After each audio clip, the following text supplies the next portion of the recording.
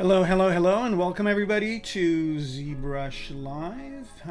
This is the Kermaco hard surface, Kermaco Designworks hard surface design or hard surface and character design. I should be familiar with the name of the stream. Anyway, so welcome aboard, and if you can hear me and see my screen, please let me know in the chat so I can get going. And we can get started. So, just the internet things, like, subscribe, leave a comment, all that good stuff. It really helps us.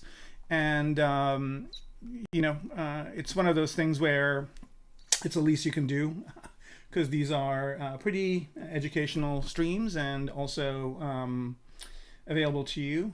So if you could like and subscribe, that would really help us with our work. Anyway, so also if you have questions you can ask during the stream, you can just type them up in the chat and I'll answer them for you.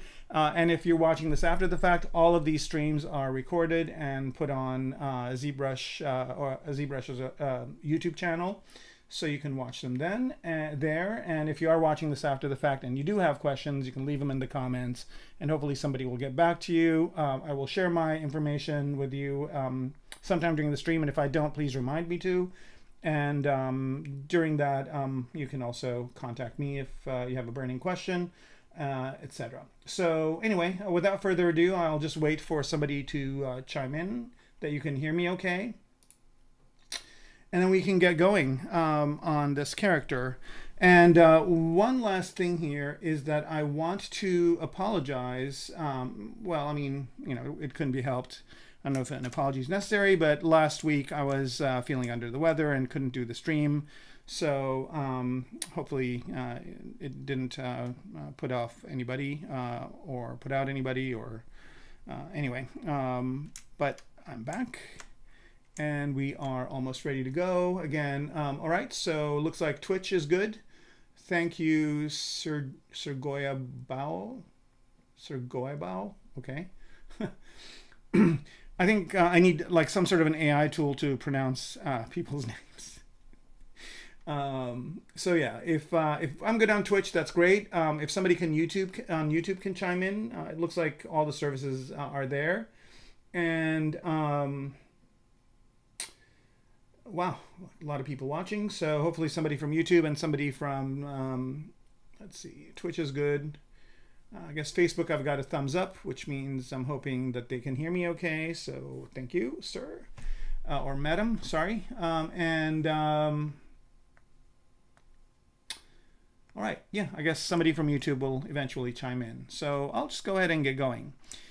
All right, so I haven't had too much time to work on this guy. I've been kind of dealing with some things, but I did do a little bit of work, and I was hoping to texture and paint this guy today, and I haven't gotten done with the UVing, but again, it's one of those things where I did a few of the pieces. So here I've got in one of the views in ZBrush, so you can see here I've got V1 to V8. These views are really useful. They added them at some point. And in V8, which is my favorite engine, I guess, I've got all the pieces here that I have UV'd, right? So all these pieces are UV'd. I've actually selected one that's not UV'd, so let me do that. That tube thing that was there is not UV'd. So all these pieces are UV'd, and that's a lot of them. And as I'm doing these UVs, I'm also retopologizing them so that I do have subdivision levels on them, so that I can have a lower subdivision on everything when I take it over to transpose master, and also when I apply the textures or whatever. So I have a low res version and a high res version as well. So it's always a good idea to do this. So you can use these views for grouping. And I've got another one here, which basically if I'm doing a projection of something, V5 is basically, for some reason, some of the tools that I have are flipping. They're normals. I don't know why, but this is kind of the ones that usually are flipped. So I can go in here and fix those easily. And I've got V2 for another reason. So I'm using a few of these. It would be nice if we could name them, but you know, maybe that would be like another extra pain in the butt step. But I am naming all of my tools here. I guess I haven't named this one.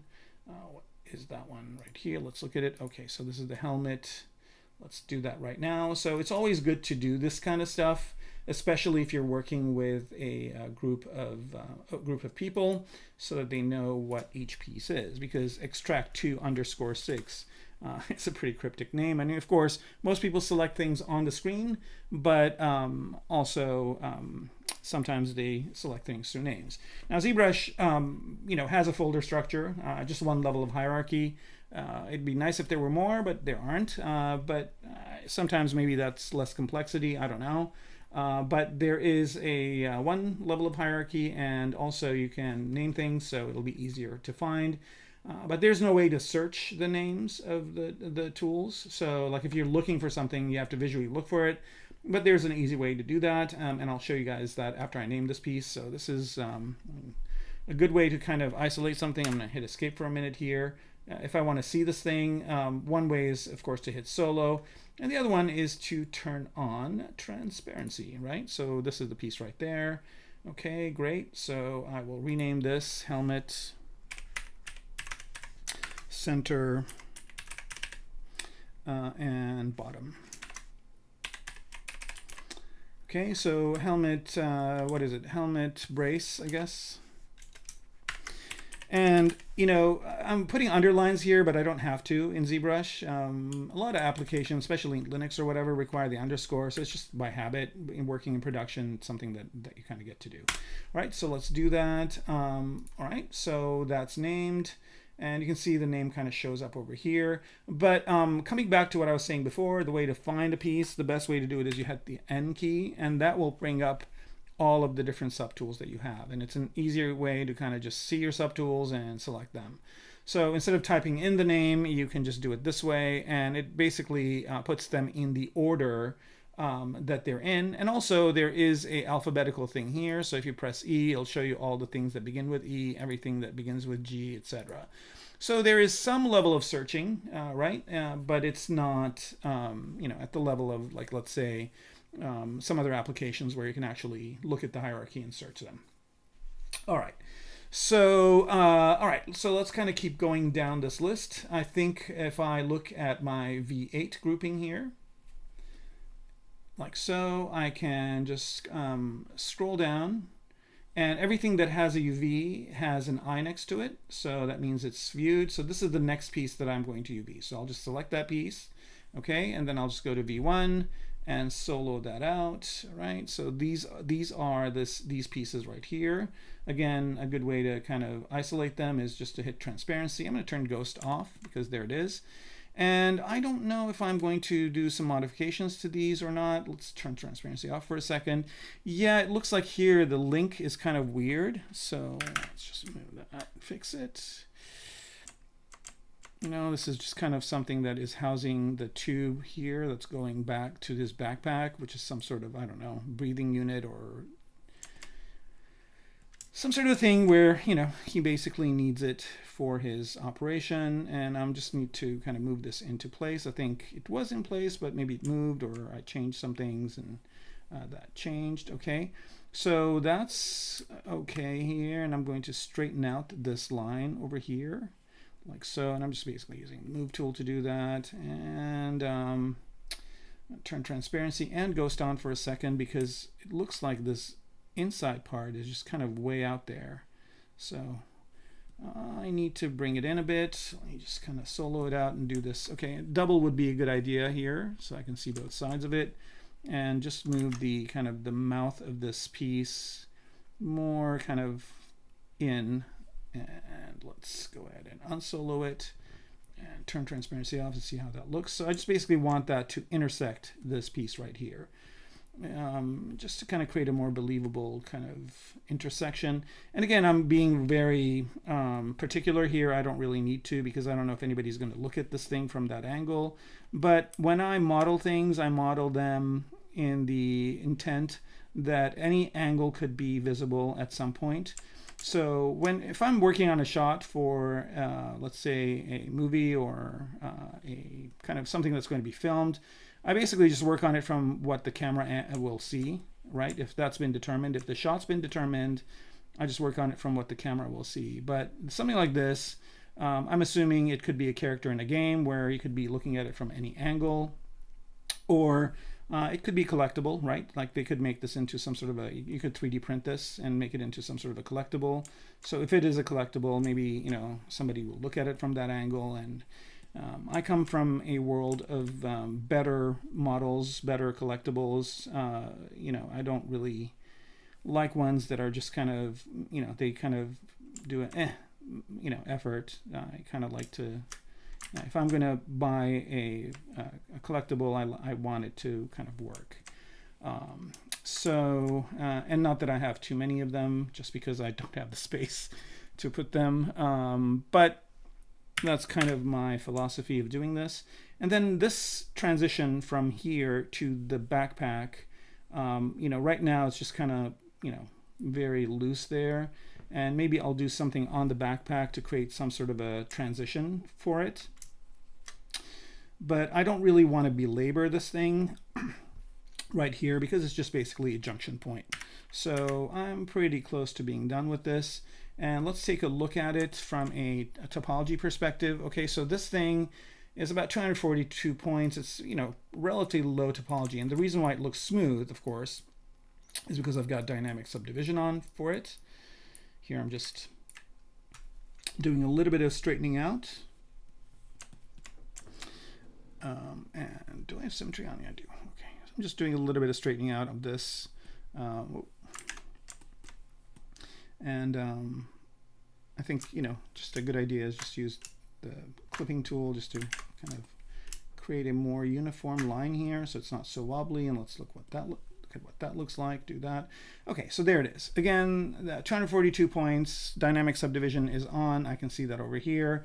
So I'm just going to go ahead and accept that dynamic subdivision, apply it. Okay, so there it is. So now it's got 3 levels of subdivision. I still see some kind of faceting here, which I want to get rid of. So I'll give it one more subdivision level. So now I'm at about 14,000 points for this, which is fine. But if I go all the way down to level 1, it's 242 points, which is almost nothing. And that is fine. And also, if I really was a stickler, I could go in here and delete these parts on the inside that nobody's going to see.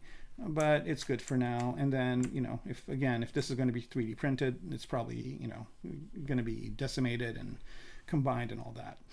All right, so a couple of other things here. I'm looking at it from the back, maybe at subdivision level 3, and I'm kind of looking at this curve kind of going in and then this coming down. And I don't know if I like the way that it is. I want this to be a little bit maybe straighter, like this, kind of parallel with this little alpha detail that I added. Okay, so that's kind of good. And yeah, so give it a look-see, and I think we're pretty much done with this. I kind of want to straighten this out a bit, so I'm just going to use my smooth to just smooth it down, maybe go down a couple of subdivision levels and smooth it down. Again, just kind of to get it to work at every angle. All right, so that's good. Level 4 here, and that's good. So now let's UV it. I'm going to take it all the way down to level 1, and let's just unwrap it, and let's see what that did. I'm just going to go back all the way to 4 and apply a texture. Hopefully it's not going to give me a seam where we can see it. And if it does, I'll show you how to fix it. But sometimes, it's always good to just kind of try it out first. So there is the pattern, and it looks like no seam where we see it. So there might be a seam on the inside. It looks like there might be one over here. Let's just solo that out and unwrap it, see what that looks like. Oh yeah, it put the seam down there. It's fine. Perfect. All right, so done. All right, so this is done. I don't need the texture map on it. I used to leave the texture map on to indicate what was UV'd, but it kind of got, disruptive. So now I just do this method of like just going in here, turning the eye on. That's done. Now we can move on to this piece right here. Again, just a nice kind of Z-modeler piece that I did before. And I don't think I want to change anything with this one. I think it's fine. Again, like there's this part over here that I don't really need. I could clip it off. I could clip off this part that's going in here. But again, it doesn't really matter that much. This thing is a lot of points, but it's got dynamic on. If I turn dynamic off on it, it's about 1400 points, so not that big of a deal. And I guess maybe this would be a good time to, I know some people here maybe work on games or whatever, and they might be curious of some of these things. So what I'm going to do here is I'm just going to go and show you how I would reduce the topology of this. Right, so I'm just going to go to solo here. Again, I've got transparency and ghost on, and using ZModeler, I'm just going to go ahead and delete, if I can get to an edge here. I think it just wants to, okay, so what do I, okay, that's right. I just want to insert an edge loop, but I'm going to use the Alt key, and just remove some of these loops that are on the inside. Okay, so I don't really need those loops. And I kind of don't like this area here that has this pole. So I don't really need this topology. I'm just going to go here and go to delete polyloop, and delete this polyloop, and then delete this island here. Okay, so now all I got is kind of this type of setup, right? And I just want this to be kind of closer to where it is. So I'm just going to use the clip brush to just go in and bring that in to just about there. Okay, so nothing really changed in what I can see. So that's good. I'm going to do the exact same thing on the other side. Just delete some edge loops here. This one. Actually, I don't really need to delete this one. And then again, I'm just going to do the thing where I'm going to delete this poly loop. Delete poly loop. Bam. And I don't need this to be closed again. And delete island. Delete island, and this part's gone too. So, I mean, if you want to work efficiently and whatnot, just to preserve geometry, you can kind of do these kinds of tricks. Again, I probably don't need to do this here, but why not? Okay, and then again, I just kind of use the clip brush to bring that in, maybe from the top, like so. All right. Oh, what? Oh, it's masked. For some reason I masked it. Huh. Okay, there we go. Okay, so you see how it's kind of going to the side here, and I don't know why it's doing that. It should just kind of bring it. Oh, I know why. All right, so one way to avoid that is because the reason why it was doing it is because it's just kind of going based on where this was. So now I'm just going to use the gizmo, just kind of pop it over here, go up there like that, and just bring it in and move it over. Okay, so that's probably a better way to do it. And again, not really that critical, but good hygiene, I guess, or good practices. And I will kind of be including this kind of stuff in my streams in the future. And if it's useful for you guys, let me know in the chat. If it's not, then I will omit doing these things. Okay, so now I kind of want to, this thing is polygrouped, right? So there are polygroups on it. So if I turn dynamic back on, you can see that there are some polygroups in here, and it will probably cut the thing from there. So what I'm going to do here is I'm just going to go ahead and crease the edge loop down below here. I'm just going to crease this one on the bottom, right? And I'm going to unwrap this UV based on the crease. And this is something new that they added in some version of ZBrush. Again, it'd be nice if there was an AI that would tell me this feature was added in ZBrush 4 or 8, something like that. I know, I think it was added in a much newer version. Okay, so create, unwrap, creased edges, symmetry, and unwrap. Okay, so let's see if that works. Again, I'm just going to go ahead and go to turn off polyframe, go to UV map, morph. Ooh, all right. So the reason why this is happening, if it does happen to you, is because I got dynamic on. So if I turn dynamic off, I'm going to also solo this so I can see it better and unwrap. Whoa, what? Oh, I didn't need to do that. All right, well, I unwrapped it twice. Doesn't matter. Okay, so morph UV. Okay, perfect. That's exactly what I wanted. Morph it back. Yes. Now I don't really need that crease at the bottom, right? I'll turn dynamic back on. I don't really need that crease on the bottom, so Alt click, the crease goes away, but the UV cut has already been done. So jolly good show, right? I know, right? You know, it's so much fun watching people UV stuff. All right, so nobody's saying whether you want me to go through these processes or not, so I don't know what that means, if you want me to or not, but it would help. All right, now another thing I'm also going to do is put a texture map on this to, let me see if, yeah, it's good. It is good. Now, one thing, you know, in games or whatever, these UVs need to be orientated a certain way or whatever. I'm not going to deal with that here. Usually I just hand that off to somebody to do it. Okay, but here I'm just going to go to Subtools again, V8, turn the UVs on for this. Okay, so we're done with that piece. I'm going to move on to this next one. All right, so let's see what this next one looks like in the grand scheme of things. So here I'm just going to turn transparency off. Okay, so it's a pretty significant piece over here. It's visible. I don't know if I need to move anything or change anything. I kind of am worried about, again, the transition between the backpack and this piece over here. I mean, it's not too horrible, but it's kind of, you know, not ideal. And also, it's kind of, you know, the intersection with this other piece that we fixed is kind of not fun either. All right, so, with this extra piece over here, I'm just going to go ahead and apply the dynamic subdivision. Okay, and it's good the way it is. It's not faceted, so, I mean, it's a little bit faceted. Maybe we can add one more subdivision level. There we go. Now it's nice and smooth.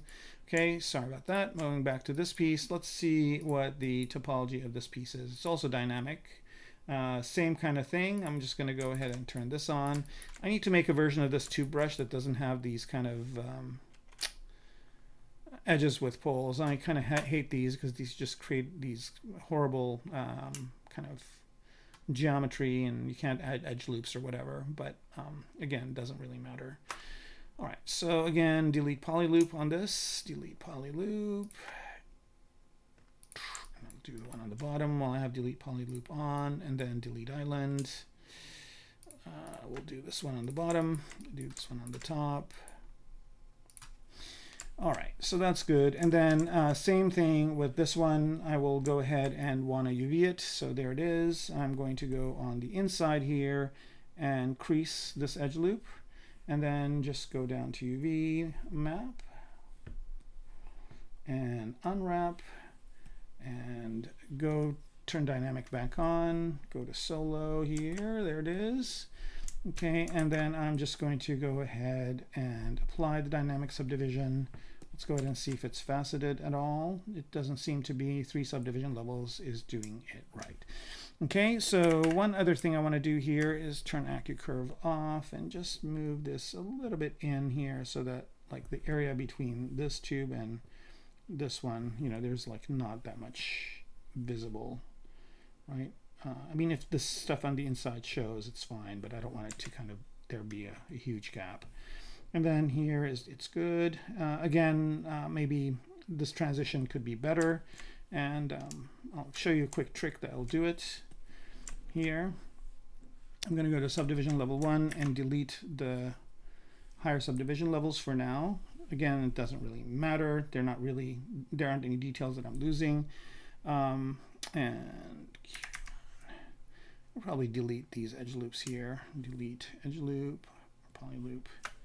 Okay, I could probably delete this one, this one, this one, oops, this one, and this one, right?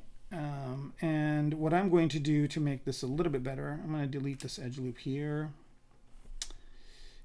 Insert. Okay, and I'm just going to select this one and Q-mesh it out. Q-mesh, poly loop. Not that direction. This probably will be better if I just do that. And just Q-mesh it out this way, and I'll add the transition, why not? And then I'm also going to Q-mesh this so it snaps. I guess it's not going to snap. What if it does do it this way? Is it going to snap? No, it's not. All right, that's fine. Let's take a look and see what it looks like, and then let's see what it looks like in dynamic. Oh, okay, so there is an issue here, so let's go ahead and fix it. It gave me kind of a warning, so not a problem. Easy fix. Check mesh. Yep, 40 edges that are shared by more than 2 polygons. I don't know where that came from. Okay, so now that's fixed, and now I've got that kind of edge going on, but it looks really funky. I don't know what happened with this Q mesh that I did.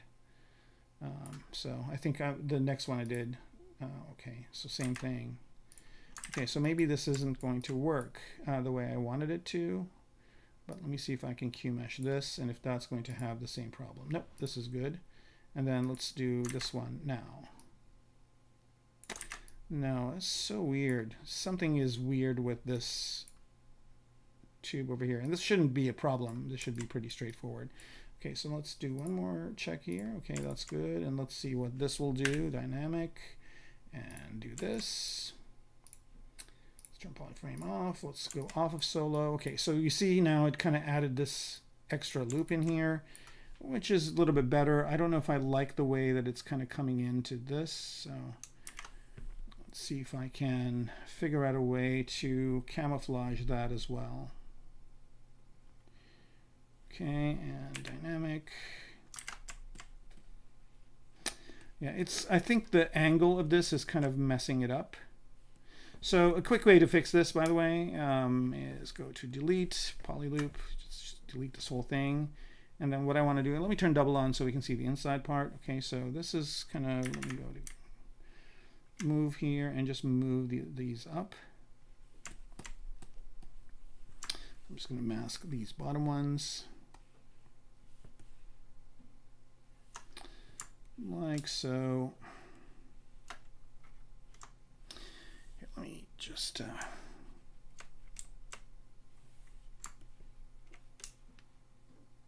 that.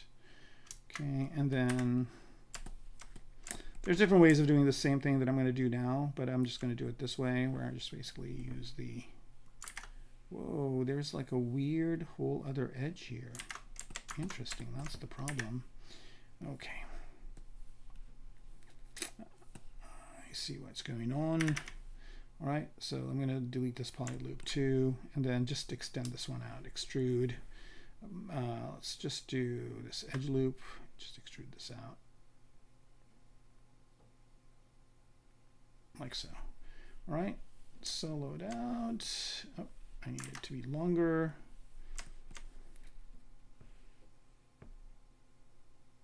Something like this. Okay, so again, we're pretty quiet today. If anybody wants to comment or say anything, please do. It makes the session go a lot easier. Okay, so that's good. It's still kind of not doing what I want it to do over there. I kind of want to add a lip. So maybe I can do that by going to this piece right here. Now this piece is done already. It's got 4 subdivision levels and whatnot. But I'm just going to go into Damien Standard, turn off polyframe, and see if I can add like a housing for it here. And I could probably use an alpha for this, so maybe I'll just use regular standard brush. So Control A, standard, where are you, standard brush? I don't have it here. No, that's weird. Okay. I'll use this one, then I'll just reset the brush. I'll just use a different alpha for it. Let's say I use this alpha, right? And let's make this bigger.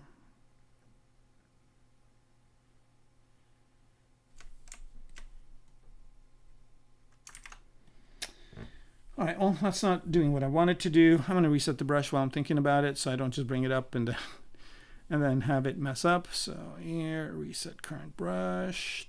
Okay. So I've got Damien Standard back to its standard form. And then I'm going to do this a different way. I'm going to go ahead and choose a mask. Okay, and I'm just going to start.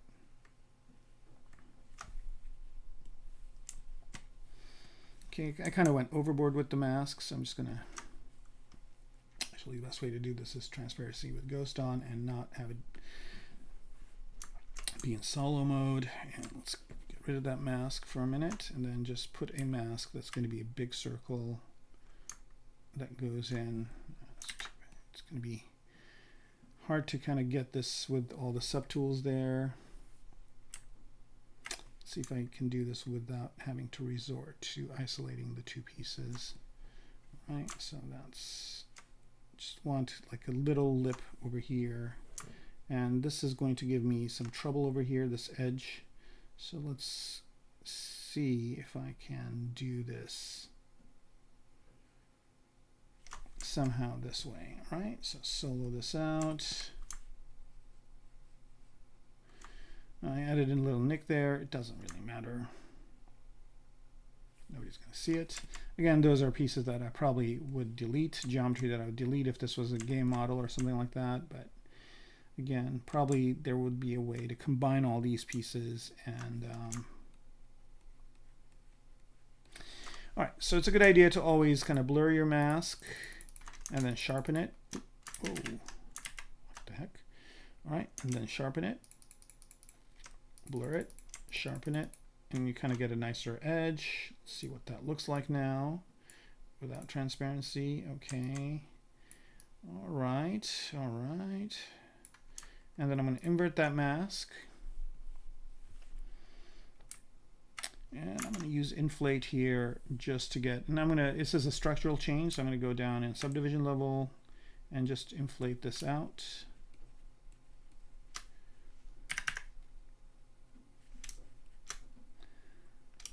Create some sort of a housing for it. See, I'm getting kind of warpy geometry, so I kind of probably should go the other direction and not out. I just want to keep this as uniform as possible. I mean, I don't have any alphas on it, so it's easy to kind of fix it. But I just want to create like some sort of a housing in here where that transition is a little bit better. Right, let's go up in subdivision levels. Okay, turn AccuCurve on with move and move this in like so. Over this way.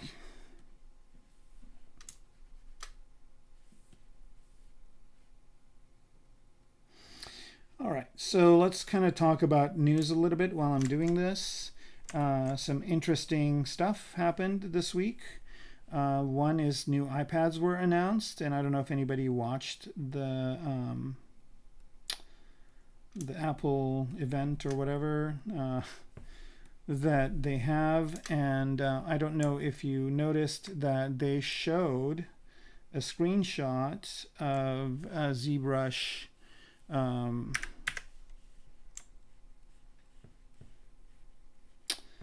for the iPad. So first kind of visibility of it showed up there, which it looks pretty cool. So looking forward to that. And also the Zebra, the iPads, I mean, it's crazy fast, the new one. I don't know if I'm going to get one yet. I have the older generation, the M2 model. So I don't know if I'm going to upgrade this year. I might upgrade to the next one. Or I might upgrade to this one depending on how things shape up. But I'm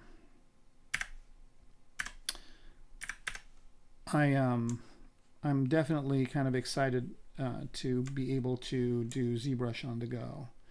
And so the question remains, like, how, what I can do on it, or what I'm able to do and whatnot. And then also, let's see what else. I don't know if you guys are a fan of Mad Max, but I watched Furiosa today. I went to the movie theater this morning. Took some time out of my work day because I'm a big fan of the property, so I wanted to see it. And there were some really cool scenes in it that I really thought were amazing. Like they always do these amazing set pieces that look phenomenal. Like they're really good at doing these. Like the cars are really cool, and yeah. So it was definitely good to see in a theater. And I'm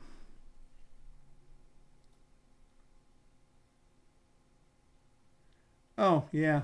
Well, yeah, I mean, if you read any I mean, they really have been hyping this for a while. And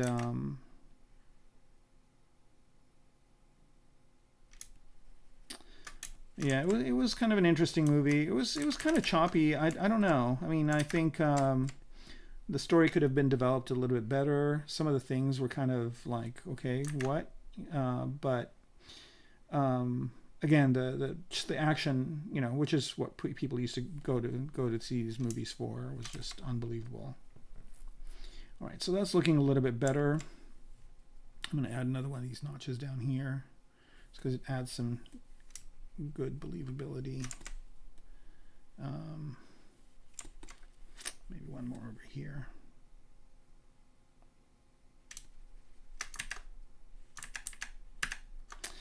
Yeah, so it was kind of an interesting movie to watch. Glad I saw it. I still prefer Fury Road to it. Personally, I thought Fury Road was just like one of these, like, you sit down and you just, you know, you don't like get up until it's over. Like, it's just go, go, go, go, go. But this one, you know, there were some times where it was just like, okay, you know, sure.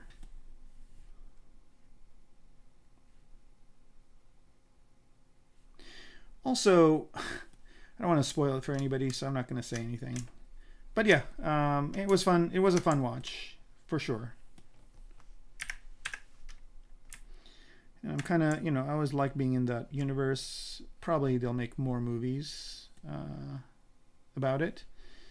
And then, you know, I usually, when I don't go to the movies as much as I used to anymore, but when I go, I kind of want to see the previews. So I watch the previews, and almost every preview was a sequel or a rebirth of a thing. So they had Twisters, and they had Beetlejuice. You know, again, all of these have been done before.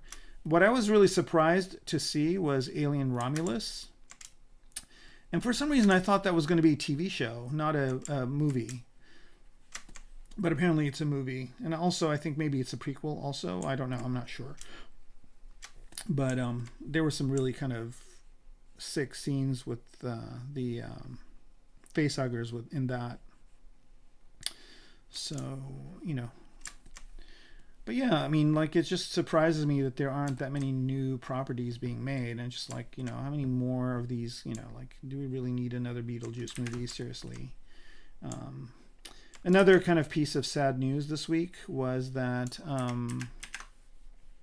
what's going on here? All right.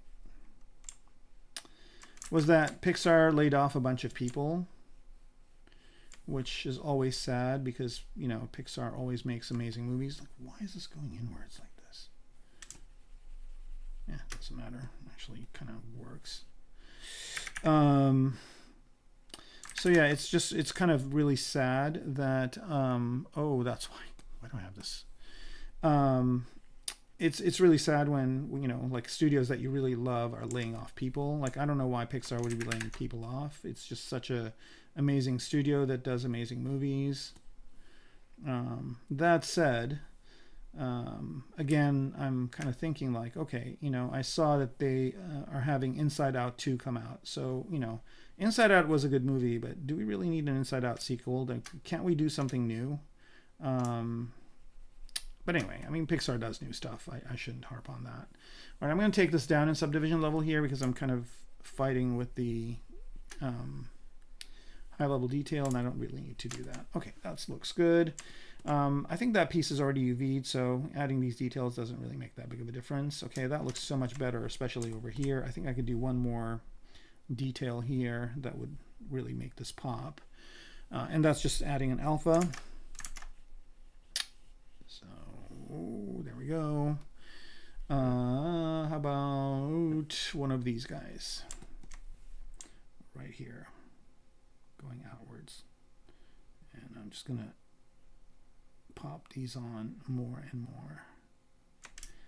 Yeah, so I don't understand like what the layoffs are about or why they are necessary. I mean, I don't know. Are Pixar movies not making any money? I don't get it. But yeah, it's just been a bloodbath in my business, in my industry, for the last almost year. Like there was the writer's or the writer's strike, and that was kind of deadly. And then it's just been kind of continuing on and continuing on. And I don't know why this is happening. Some people say it's AI. I don't really think so. I mean, maybe it is to hype AI. Maybe it is so that all these laid off artists are complaining, oh, we're laid off, life is horrible. And then, investors will be like, oh, so AI is working, so let's invest more money in AI. Maybe that's what the reason is. Who knows?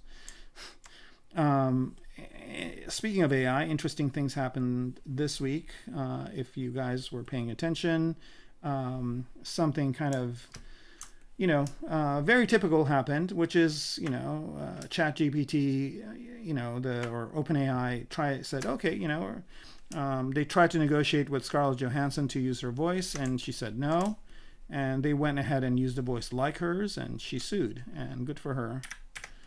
And it just basically shows like how these people have no kind of idea of what copyright is, or to protect people's kind of voices or intellectual property. They just don't care. They're just a bunch of tech bros like going like, oh look, it's compute, it's computing power, it's compute, like, all right, great, fantastic. But are you damaging somebody else's livelihood? Are you just stealing somebody else's work? I mean, do they even stop for a minute to think about it? But anyway, the government's kind of looking into it as well. So the government's involved, and hopefully, there will be some sort of, guideline so that we are, compensated for our work, and it's not indiscriminately being copied. And I don't mean to knock it. I mean, it's cool technology and it has a lot of promise. But on the other hand, I think, ethically, people really kind of need to understand that they can't just jack people's work and not face any consequences. All right, so this is looking a lot better. Oh, okay, well, a bunch of stuff.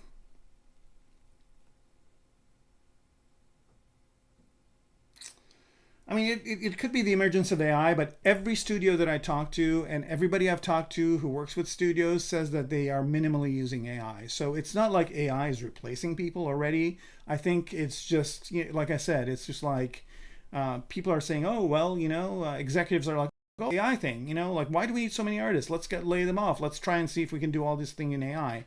But it's backfired on some people. Like some studios have hired some prompt engineers. Yeah, that's a cool name, right? Prompt engineer. Yeah, right. So anyway, they've hired some prompt people to do the work, and obviously, it's kind of come short, and they've kind of decided that this is not working. So, yeah, I think, I mean, I don't think the emergence of AI is a thing, but like I said, maybe it's the promise of it that is kind of causing the issue. Yeah, I mean, not only am I worried about the students coming out of schools, I'm also worried about students that are thinking of going into this. So I've got a friend of mine that has a son who he was going to send to an art school or one of these kind of schools that works on creating game artists and whatnot. And he's rethinking it. He's like, I don't know, should I be doing this? Maybe I'm not going to do it. And that's going to hurt too. And the other thing also is like the tools vendors, right? So let's say a studio has, I don't know, 20 artists or 30 artists, and they have 30 Maya licenses. If they get rid of 10 artists, then Autodesk is going to lose those 10 Maya subscriptions, right? And so that's not just Maya, it's Adobe software and all these other software pieces that basically are selling licenses to studios. Then it's going to cause issues. So the end credits had AI Studio created for. I had to leave early. I didn't stay. Comics Legend. I didn't stay for the credits of Furiosa. I had to leave early because I had to get to another appointment. But I mean, when it comes out on streaming or whatever, I'll watch it. But I did see some kind of AI stuff in there that just looked horrible. So again. Okay, Scroll Reaper. My mentor was telling me that the demand for games won't stop, so not to worry much. But of course, the back of my job feels like, Yeah, it's I don't know. You know, games are selling in record numbers. I don't know. There is no slowdown. I don't understand what the kind of the hang up is, and why these people are kind of freaking out. But I mean, companies do layoffs anyway. It's a way for them to basically let go of people that they don't really feel are contributing, or whatnot. And it's a good way to just kind of get a whole bunch of them together into like a group and just get rid of them, which is kind of a horrible practice, but that's how it works.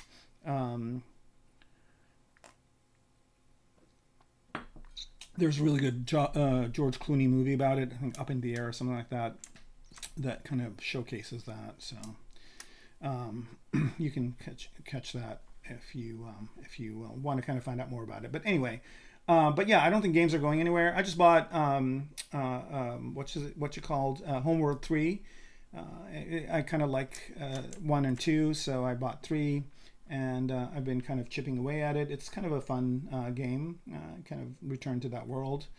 All right, let's kind of see this one over here. I forget, did we UV this one? See that like little thing that we added? Just a little bit of it makes a big difference here. And I'm just going to move this one down. See if I can kind of continue any of these lines over, because it's always good to kind of have S shapes and C shapes all over the thing. So I think that's good enough. Okay, and I think, did I UV this or not? Let's add it. Let's check. UV map. Yep, I did. All right, so that's good. Let's bring that back. And it's still in dynamic mode, so let's apply the dynamic subdivision. And 3 is good. Let's zoom on it. It's a little bit faceted, but I don't think it's too bad. Okay, that's good. So let's move on to the next thing. But before I do that, just go to Subtool, go to V8, and turn on UVs for this. And let's move on to this other piece, all right? So which one is this one? Oh, these two little pieces. All right, these should be pretty quick to do. They're dynamic as well. All right, so I'm going to turn dynamic off. Let's see if they've got polygroups. They don't. Okay, so something like this, if I was to UV it, the best thing to do is just to kind of create 2 separate pieces. Now there's a bottom part to this that I don't need, so I might get rid of that. Yeah, I'm probably going to get rid of that. Okay, so I'm just going to delete polyloop here, that one, and then delete island for these bottom pieces. So, and I just want to make sure that I didn't destroy. Yeah, I'm good. And then let's see, under dynamic subdiv, if everything is good with these guys. It is. And I'm just going to rotate these now that I'm looking at it up close. Maybe pop this guy here, and maybe rotate these up just a little bit here and move it out like that. Okay.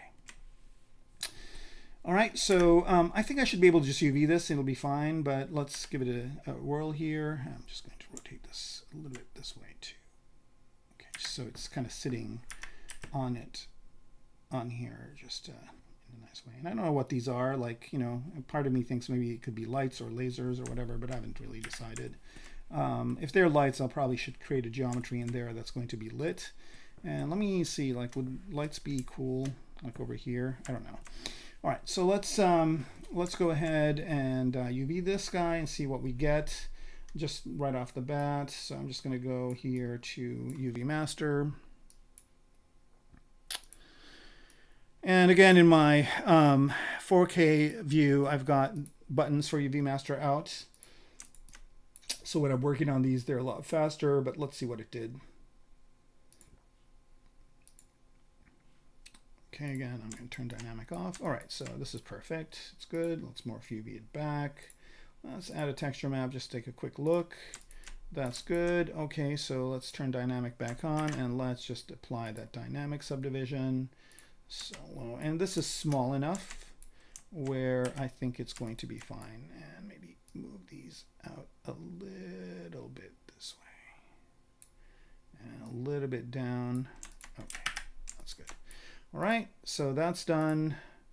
So basically, this is kind of drudgerous work, and a lot of times, a lot of projects that I'm on, this is the kind of stuff that I have to do all the time. But if you kind of have some music on or whatever, you can just kind of go through this.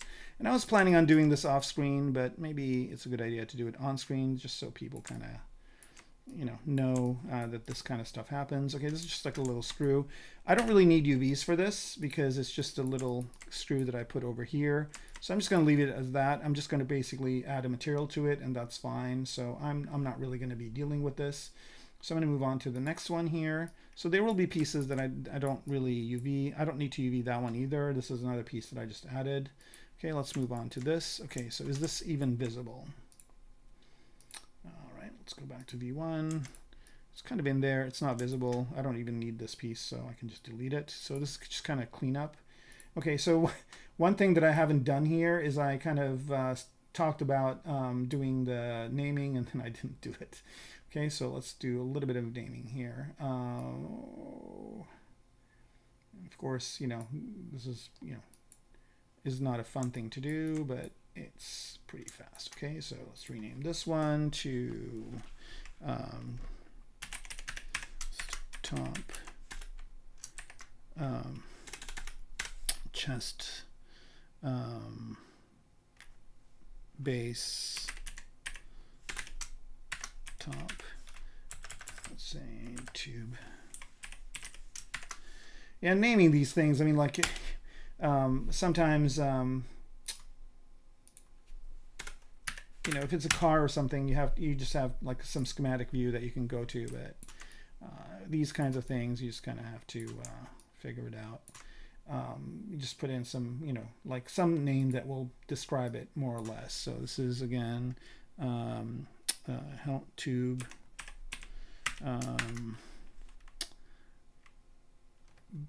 attachment back.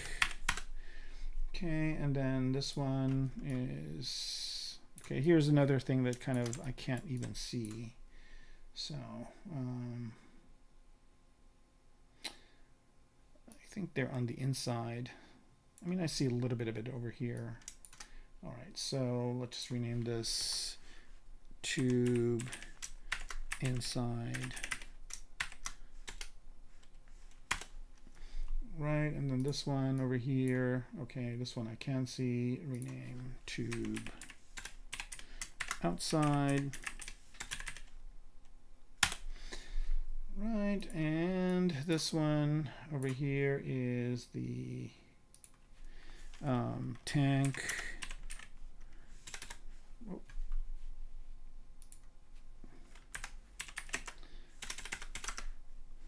Why is caps lock working? Just a second here. Okay, tank.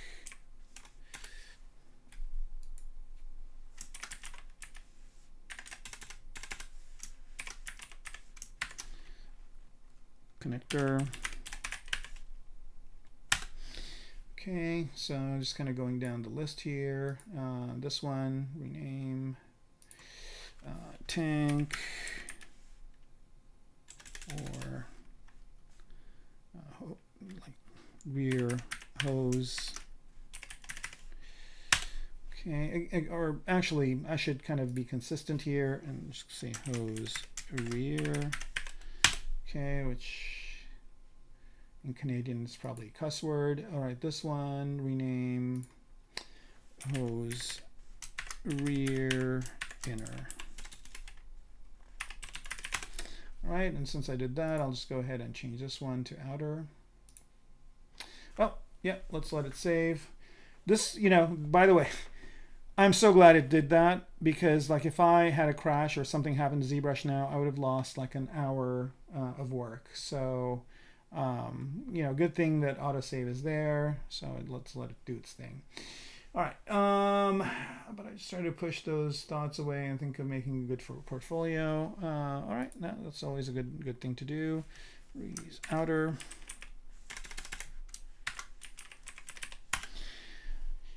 It's always good to,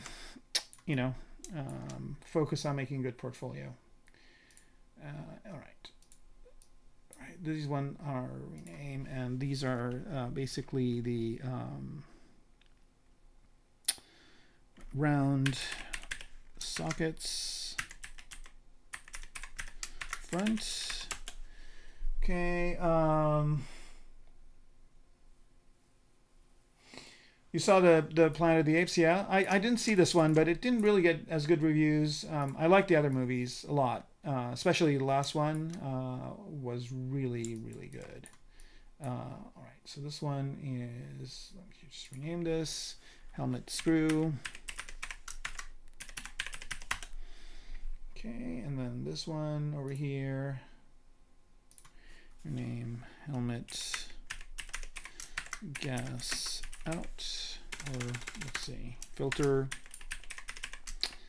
tube, or filter edge. I don't know, yeah. All right, so this one, again, I barely see it. And I don't think I need to UV it, so, but I'm just going to say here, helmet tube, or, I don't know, sprocket inner. All right, and then this one here, do I see this one? Let's go ahead and turn transparency on. I don't see this one. Oh yeah, there we go. I can see it from this angle. All right, so oh no, that's the same one. How about this one? Okay, rename helmet sprocket. Let's see, outer.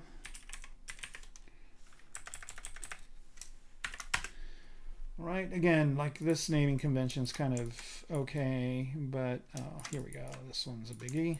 We'll probably need to UV this guy. Let's solo it out. Now, the good thing is that this was done using ZModeler. You can watch the previous videos to see how it was done.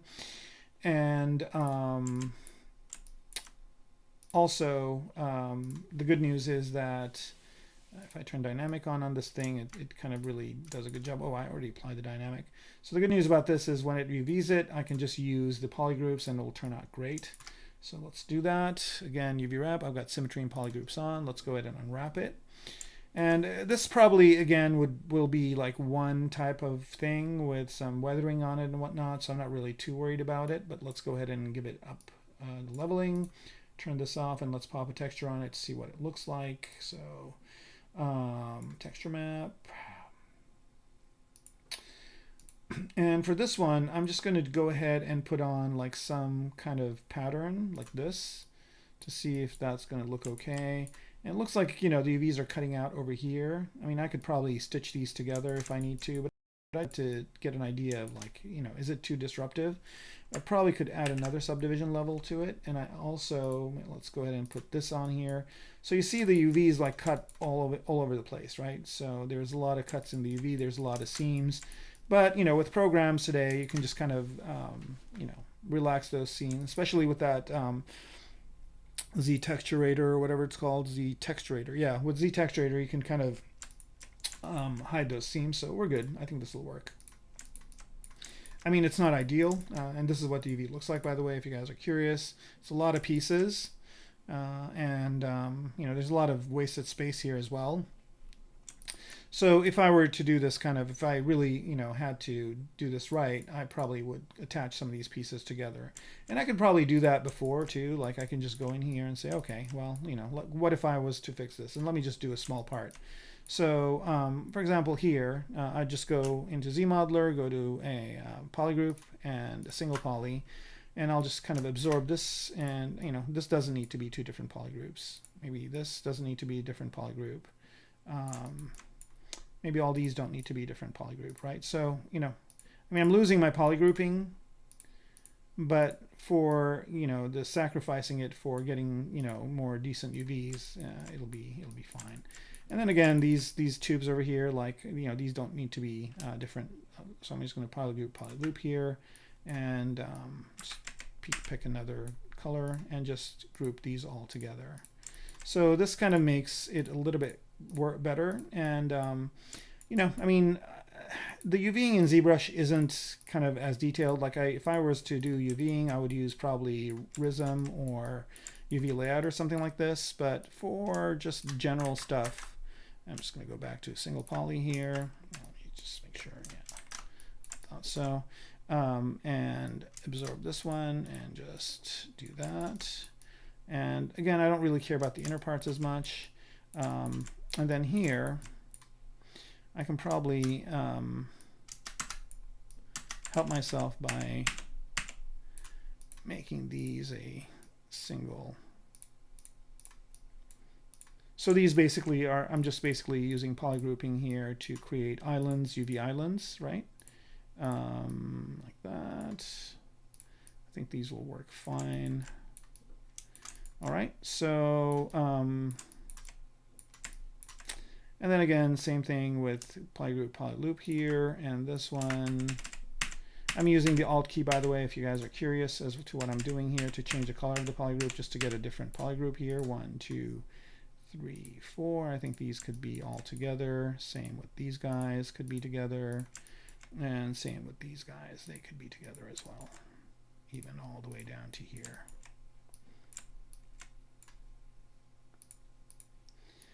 I don't really think that... And the way I know how to do this is because I've done enough UVing for projects.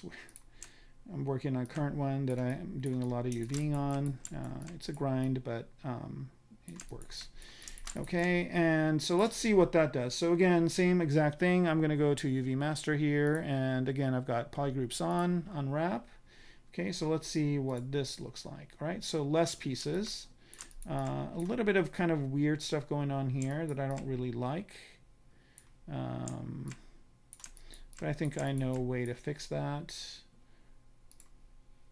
Let's morph it back. Yeah, I think the problem it's having, let me go back to single poly here. The problem it's having is with these pieces. I just will add these two here. I mean, it's probably going to cause a little bit of warping, but I think it's worth it. Okay, I might as well add this one too.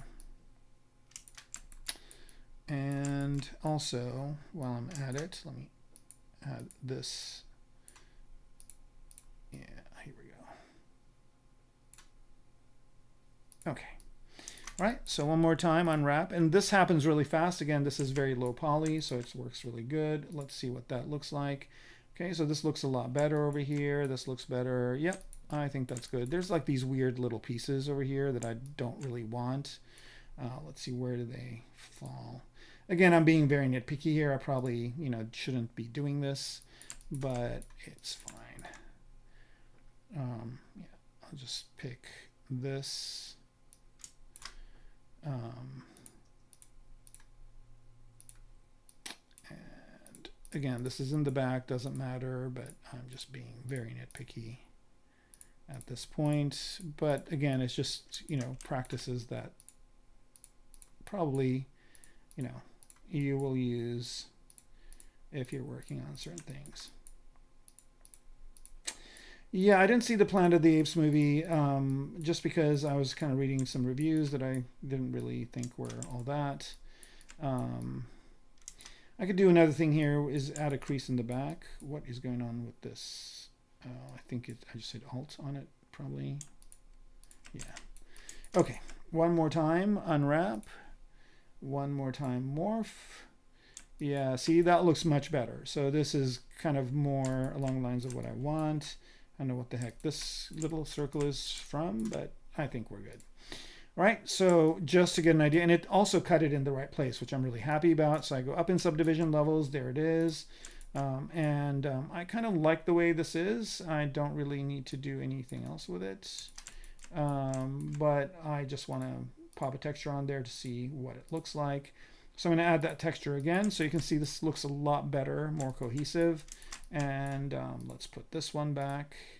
And yeah, that's looking good. What is going on here? No UVs on that part. What the heck? Let's just unwrap this one more time. Oh yeah, sure. Okay, so good thing to do here is to check and see why this is not getting a texture. Right, so this is a good way to debug it. Let's do the morph UV again.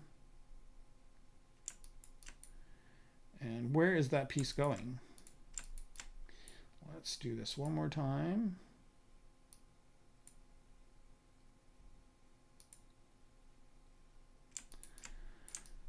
Okay, what is the problem? Let's put this back. Yeah, why is this not getting UVs? Let's turn this off again.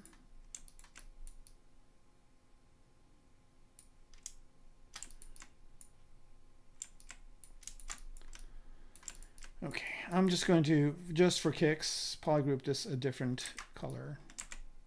See if that does it. This is a weird thing. I've never seen this happen before, and I wonder if it's a bug or what the deal is with it. But let's go ahead and take a look and see if this fixed it. Yep. Okay, good. For some reason, it was kind of being confused about the polygroups there. All right, party on. All right, so this is done. Level 4, UVs are done for it. Texture off, turn polyframe off, and let's go ahead and add that as well to our UV parts. Bam, bam, bam. All right, let's go to this weird little squiggly thing here. Is this thing even, oh yeah, it's visible. All right, so let's see where it is in the grand scheme of things and if anything needs to be done to it. I think it's fine the way it is. So, right, 2 subdivision levels on this guy, and as it's probably could get lower, so I'm just going to go to it, solo it out, and it's good. Looks like it's got some polygroups already on it. You know, there's some funky stuff going on here, so what I'm going to do here is I'm just going to zero mesh this thing once and keep the polygroups. See if I get anything better. Hopefully it won't warp the shape. Okay, that's good. Now, I don't really need this to be double. I don't know. I think it was on double. Let's go to half.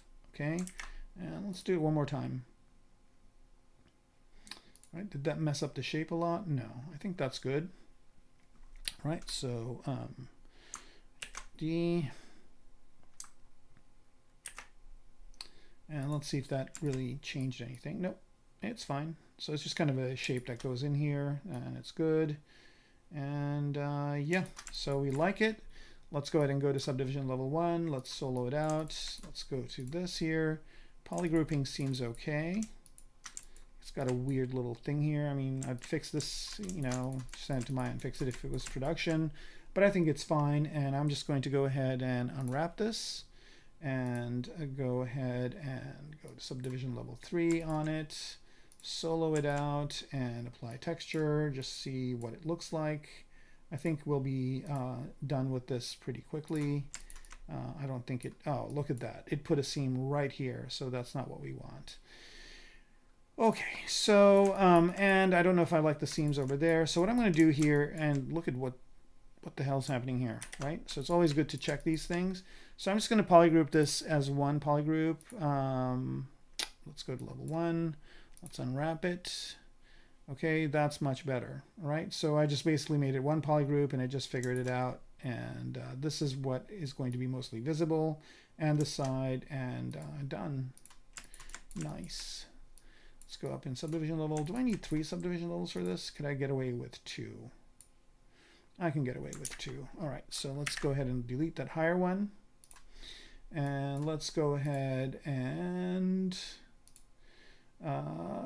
add it to our UV list. Okay, so we got a few more pieces to go. Hopefully I'll get done with them today in this stream, and then next time it'll be all UV'd and all ready to go.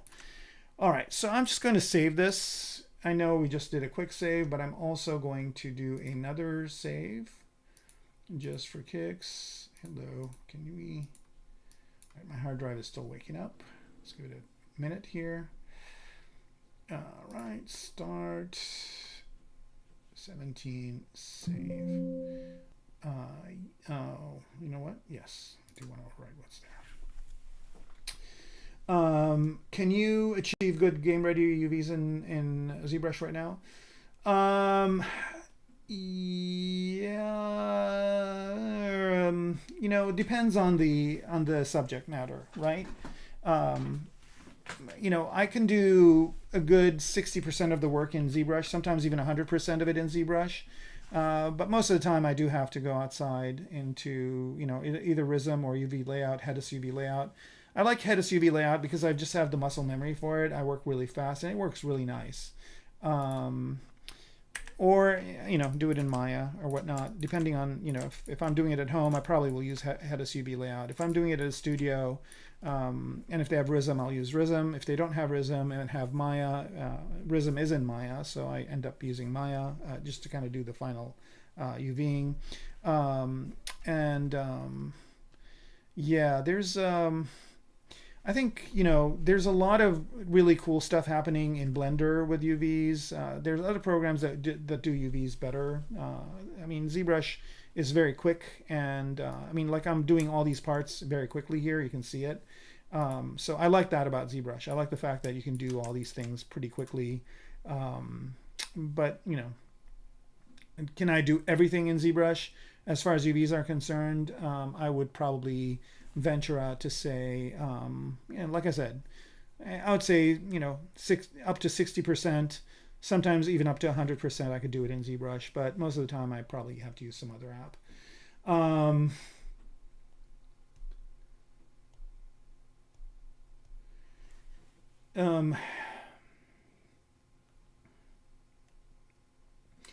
You're thinking of learning 3D code for retop and UVs?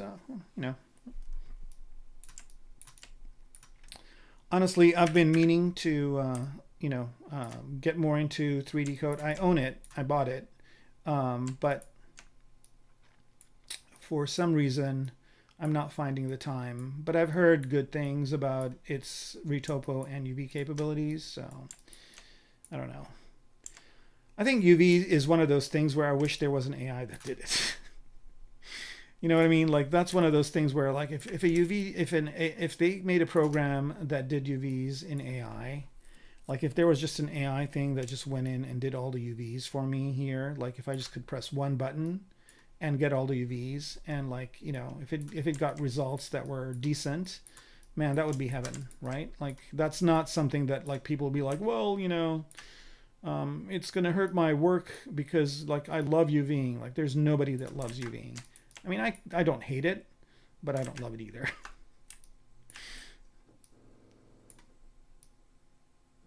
I think I hate it less than most artists I know. Like, most artists I know just loathe UVing. Like, they, like if you say UVs, they kind of, yeah, let us do the creative stuff. Sure. Yeah, no. Yeah, somebody had a really interesting comment. They're like, can't they make UV do the laundry so I can do more work? I can do more art. Which kind of makes sense. All right, so let's see here. Where are we? Let's go to V8. We are on these two tubes over here. These should be pretty easy to do. All right, so again, they have polygroups. Let's just go ahead and unwrap these and see what we get. Now these are gonna, you know what? I don't really need to UV these. I can just probably apply a material to them. They're probably like these steel things, but I just UV'd them. What the heck? And I'm just gonna basically add them to the UV list. I'm not even gonna check. Oh, here's an interesting piece. This one needs to work really well because I'm definitely going to texture that guy. Okay, so here it is. Let's go down in subdivision levels 2-1. Let's solo it out. Does it have polygroups? Yes, it does. Yes. All right, I think this will be a one and done deal, but let's go ahead and do it. Unwrap. And there it is. And I think this can go all the way up to subdivision level 4. Let's see what textures look like on it. Let's see what the UVs look like first. Okay, this is not dynamic. Morph UV. Yep. Oh, look at this. This like really thin piece here is taking up a lot of UV space. So how do we fix this? Very simply by changing the polygroup sign. So I'm just going to go to level 1 here. And this is kind of an interesting thing to know how to do. Go to this. So you see this one thin piece is just, for some reason, ZBrush is just treating that as just one piece, which is not what I want. And it's going to kind of be hard to get right into this piece right here. So what I want to do here is, first off, turn off symmetry. And then go in here and polygroup a single poly, this one, right? And I also want to go to the opposite side on the bottom and pick this one right. Do I have perspective on? No. Okay. So I kind of have to figure out, here's the middle. this one right here, okay? And then what I'm going to do here is I'm just going to go ahead and let's go all the way. Is this the same color? These colors are kind of similar. Yeah, it is. Okay, so I'm going to do these three, and then here I'm going to go up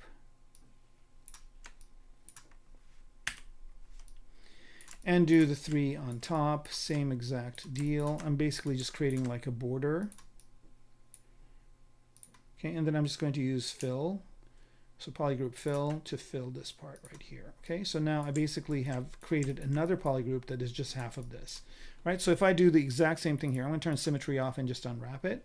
Okay, and then if I do morph UV, now you will see that these are taking up more UV space. Let me just turn bump off here. So I'm using up more UV space. Now the problem with here, and this is kind of a good thing to also show, is that I don't like the fact that these are at an angle. So what I'm going to do here is go to W. I think there's a way you can edit these. I don't think it's this way. I think you can go here and just say flatten without subdivision levels. I don't want to. All right. Well, I'm just going to kind of accept that this is the way it is. It's not really going to matter. And I'll show you why I'm having this dilemma. And that's because if I go to texture map here and do this, right, the text is kind of at an angle, and I kind of would like it not to be, right? So I could either rotate the texture, which would not be ideal, or I can rotate the shells, the UV shells. But I can't do this if I'm, well, I can, I guess, if I work on clone. Okay, let's do that. I'm going to work on a clone. There's the clone. Okay, so the clone is at level 1 or 2, or I don't know. Okay, and then, no, it's not on level 1. All right, so I'll basically, let's solve this problem. So, you know, I'm going to go ahead and delete that. I'm going to go back to my model, which is, where are you? This one. I'm just going to go down. Okay, it wasn't subdivision level 1. All right, so it is. I'm just going to say work on clone. So when I say work on clone, what ZBrush will do is it will create another tool that basically is just this, right? And then now it just has one subdivision level, doesn't have multiple subdivision levels. So now if I go to flatten, okay, there it is. And I can just select an island by just masking the rest of it off. So I just want to work on this one. And if I hit W here, I can just move this over and rotate this shell like so, right? So this is kind of a better way of having this. And again, AI would be nice to do this by itself, but you know, whatever, right? So there it is, right? So there's that shell. And then what I want to do is I want to do the exact same thing to this piece right here. It's selecting it is going to be tricky, but not impossible. So I'm just going to do this. And then I'm just going to mask these parts right here.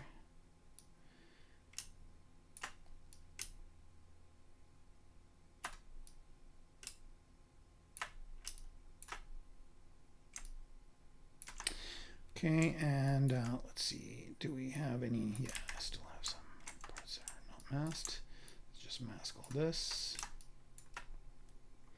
I'm inadvertently doing the space bar instead of Alt. And, all right, so is there any? Yeah, there's still parts that are to be masked over here.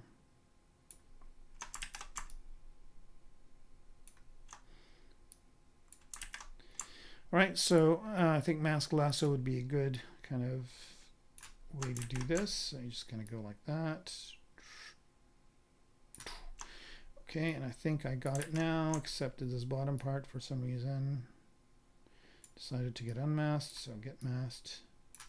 And I think there is probably a way to select the island a lot easier. I don't know, probably if I did some research, I would figure it out. Okay, so bring this down here, rotate it like so. Just move it over to this area right here. And again, I mean, I probably, you know, there's software that will pack this a lot more efficiently, but I'm not doing that right now. Okay, so that's good. And so unmask everything and then unflatten this. So that's, see, now the text is kind of this way. And if I really wanted to be a stickler and I wanted it to be kind of red, you know, front to back, I could rotate them differently as well, but I'm just going to leave well enough alone. And so now I've got this. So what I could do here is I can just copy these UVs and then go to subtool over here, go to my other one, which is this one, and paste the UVs. And there it is. All right. And then if I go up in subdivision levels, I should be golden, and I am. All right. So that looks okay, right? So again, drudgery, but good to know, because at some point, you know, you will have to do this kind of stuff. It's not creative in the way that we think of things being creative, but it is also creative problem solving. When you encounter problems like this, you have to creatively solve them. Okay, so there's that. Okay, and let's move on to this piece. Okay, so this is kind of an important piece right here. Let's go ahead and take a look at it. Is it dynamic? No, it's probably ZBrush. No, Dynameshed. Okay, so how would we do this part? Interestingly enough, this is how I would do it. So first of all, I would duplicate this because I want to create a version of it that is ZBrushed. And I would go in here and ZBrush this at half. That's pretty nice. One more time. That's pretty nice too. One more time. Okay, it's holding its shape. And then one more time as well. All right, so there it is. I think this is good enough. Now I want to polygroup this thing, and what I'm going to do is I'm just going to try and use ZMesher or ZModeler to do this. I'm going to point to this way, go to polygroup, and go to front. Where is it? Facing front island. Okay, so and just do polygroup. Okay, so basically did what I wanted it to do. There's a few little issues here, like for some reason didn't do this one, not a problem. And what I'm going to do is go to single poly, absorb this, pop it here, and it looks like I could fix these ones over here manually as well, not too many.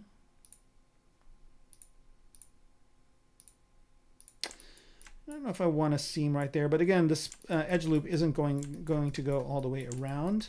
Now another trick here is to polygroup with brush size, so polygroup with brush radius, and then you can just kind of do bigger chunks of it this way.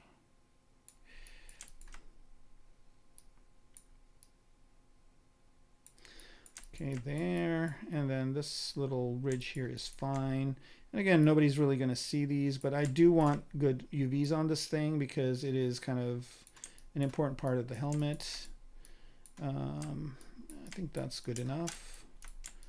Let's see here. Yeah, these are going to be kind of on the side. All right, so now this part here, I don't want it to be green, so polygroup, and let's do fill. And I want to fill it with, oops, this color. Oh, okay, so fill doesn't work with symmetry, so you got to do the other side as well. Not a problem. Okay, so these colors seem pretty similar,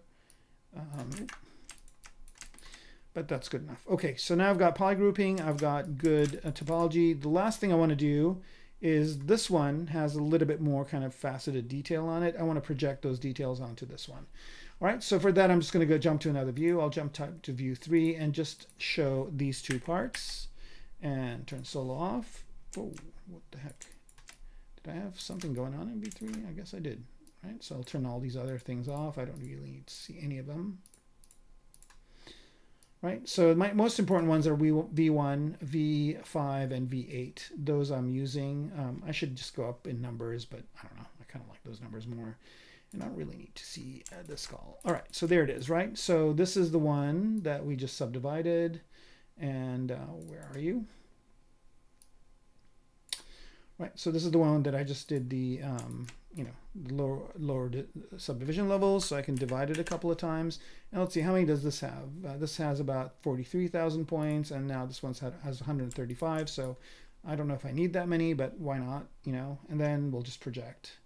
Okay, project all, geometry and color. Now this is basically slapping right on top of this one. So let's solo it out, check it out. That's good. All right, so I've got the same piece, but I've got it in decent topology. And I could probably go down one subdivision level and not lose anything. Oh no, there's a little bit of jaggies. All right, let's go. 135 is good. I don't really need that other one anymore, so I can just delete it. Right? Let's make sure it's the right one. Yep, it's gone. And yeah, so here it is. Now I can just take that down to level 1 and just unwrap it using symmetry, using polygroups, unwrap, done. And then let's go up in subdivision level. Let's slap a texture onto it to see what it does. I think it'll be perfect, but let's just do it anyway, just to make sure. Yep. Perfectissimo. All right, so there are some seams kind of on the side, but it's not really going to matter. All right, so done and subtool V8. Again, we're not renaming. I forgot to rename. So this one's kind of visible already. That's weird. Okay, but let's do some renaming here. For some of these things, okay, helmet, this one, rename tank or tube, tank, main, back. And I should not use, that's another thing that I kind of am doing that I shouldn't do, is use caps. Okay, that's good. And then, okay, yeah, we agreed on that. And then this one here is the, rename that one.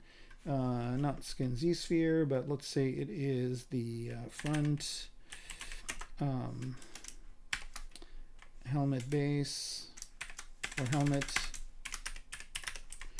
base front inner. Right, and then this one is rename hose rings. Again, I'm using caps, hose rings, and back. Now the thing about, again, that's kind of frustrating also, is that there's no tool to go in here, like a kind of a pipeline tool to go in here and do mass renaming and mass fixing of these things, which, you know, a lot of leads and pipeline people complain about, but you know, that's how it is. What you could do is you could always load this into another application, do the renaming, and re-import it into ZBrush. You know, so helmet top.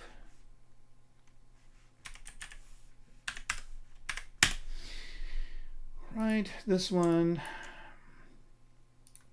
for lack of a better name, helmet eyebrows. Right, and let's move down one more here to this extract piece. And again, this is something that I probably don't need to UV, right? It's gonna view it. Oh. Right, so there's these. So I don't really need to UV this part. I think it's just gonna be fine the way it is, so I'm just gonna leave it as is. And let me just rename it though. Eyebrow, helmet, eye base, or clip. Attach. Okay. Oh wait, greetings, teacher from Peru. Hey, how's it going, Peru? I've been there, love the country. Did the Inca trail to Machu Picchu before all the crazy people were there. So I love Peru. Love it, love it, love it. Okay, so this piece I kind of, you know, just put there, but it's kind of a big mushy piece. So this would be a good time to do a little bit of detail work. So as you can see here, like I'm doing a little bit of tertiary detail work. I'm doing a little bit of kind of detailing. I'm UVing everything. So you know, this is kind of like the final pass that I do on an object before I kind of take it to the next stage. Next stage being texturing, and then after that it is posing, right? So those are the two things that are coming up in the next few episodes. Hopefully we will finish this today. If I don't finish this today on the stream, I will try and finish it before my next stream. As my work allows, of course, but yeah, I was hoping to get all this done before this stream, but it didn't happen. And last week being ill didn't really help much either. All right.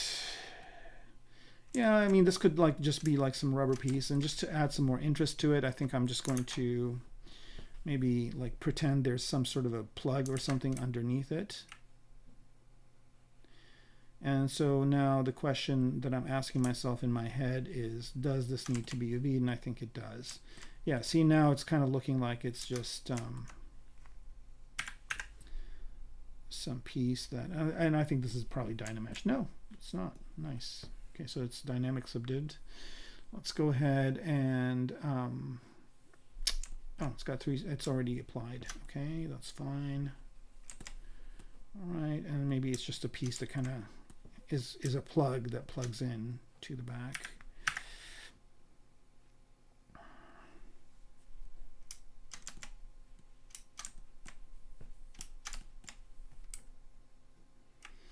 Well, I'm always amazed at how many people join these things. I mean, I think a lot of people might be disappointed that I'm not doing the texturing, but I'm sorry.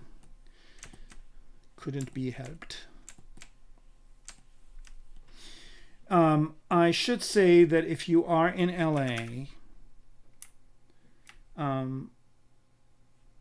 and you are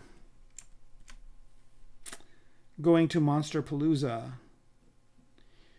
I am going to be there at the Maxon booth on Saturday from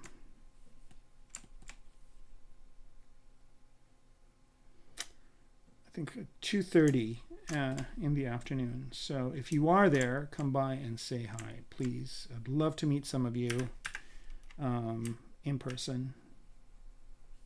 And I probably will be working on this, because this is a very Monsterpalooza looking type of thing. And I don't know if I'm going to be doing anything, you know, I probably will be adding some details or doing some things that, you know, I've been wanting to do on it. Like, it'll be more sculpting or whatnot, but I kind of want to show it. And probably if I'm doing this at Monsterpalooza, I will turn the mask off. So, like, I wouldn't have this. So, you know, it's like, oh, skull, yes. I did do some work on the inside here. Just kind of the other day, I was watching something and I just noodled around with this piece in the middle. I thought it would look cool. And I'm always trying to balance kind of detailed pieces with not detailed pieces. So, you know, your eye has a place to rest. But this comes out pretty neat rendered, and I'll do a quick render here. Let me just pick a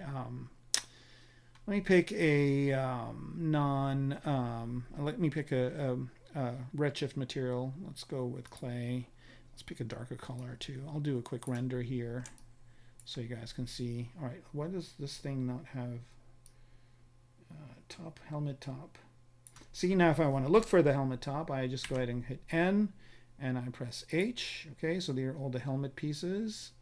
And where is helmet top? Helmet back, hose, what the heck? Where are you? Did I name it? Way to let me down there. Helmet top. Oh, helmet top. User error. All right, here we go. Let's fix that. Helmet top. There it is. And oh, I guess I just have a texture on. Okay, here we go. All right, so you guys ready for a quick render? Let's go ahead and hit BPR. I've got Redshift on over here, so this should take a few seconds. But it'll be neat to kind of see a render of this at this point. It's always good to remind yourself how cool this is going to look when it's done.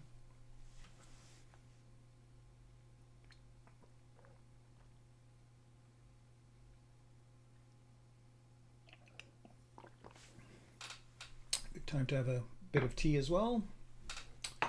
Get on to my next cup. Here we go. Oh yeah, that neon inside. And I'm not contemplating whether or not to add eyes on the inside of this thing, or just leave empty sockets like that.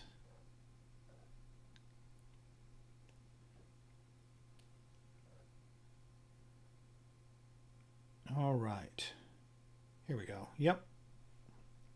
Okay, so I think I might choose even a darker color. Maybe not choose clay. I don't think clay is working. How about we go to just plastic? try dark plastic. Again, this shouldn't take that long.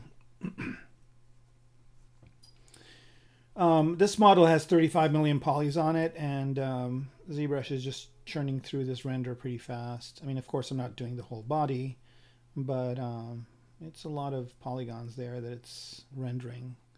There we go. Whoa, yeah, a little bit of shine there. Looks good. I think this is just using the default HDR in ZBrush for some reason. Oh yeah, very Terminator looking here.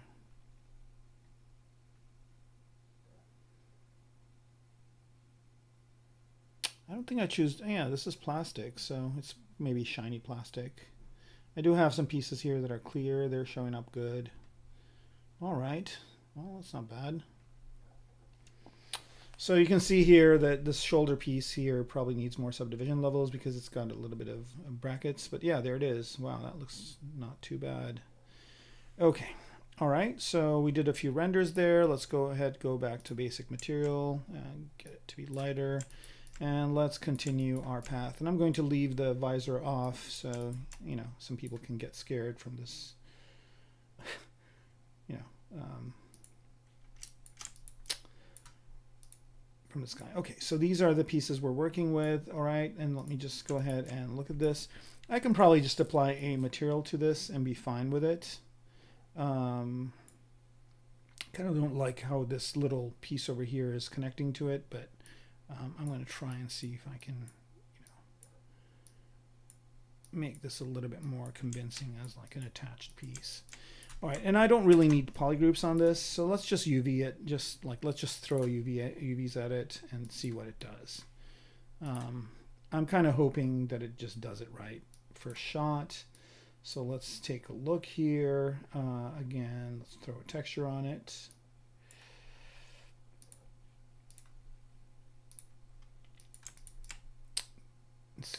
Yeah, no seams in the front. I mean, there's a little bit of stretching over here, but you know, I think it's okay. Yeah, let's just do it one more time. Oh.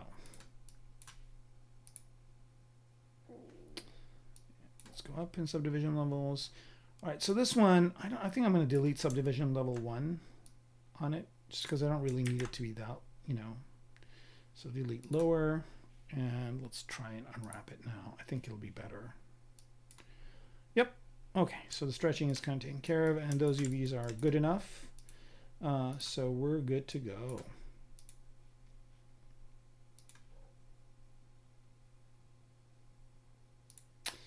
All right, so this piece right here, which is this inside piece.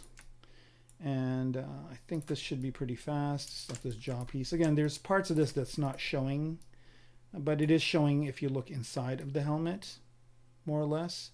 So, all right, let's go ahead and take this down to level 1. Let's throw unwrap on it. Let's go back to level 3 and let's put a texture on it to see if we can get away with just doing it this way. And yeah, perfecto. Like I couldn't ask for better UVs on this for what I need. Okay, so that's done. One shot. See, this is what I mean about, you know, ZBrush being able to do UVs really well. So again, go to V8 and do this. I need to rename this guy, and I'm going to rename it chin strap for lack of a better word. Now what was this? Oh, rename this one helmet plugs back. All right, let's go back to our model. So I watched Furiosa today. I'm developing an Australian accent.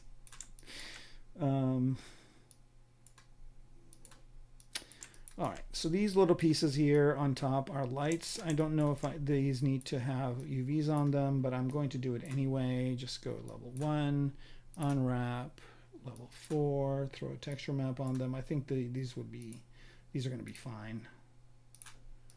No, they're not fine. Look at this weird thing that's happening over here. Okay, let's take a look at what's going on. Solo.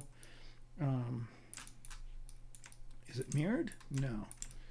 That is strange. All right, so let's go down to subdivision level 1, and let's go here to polygroups.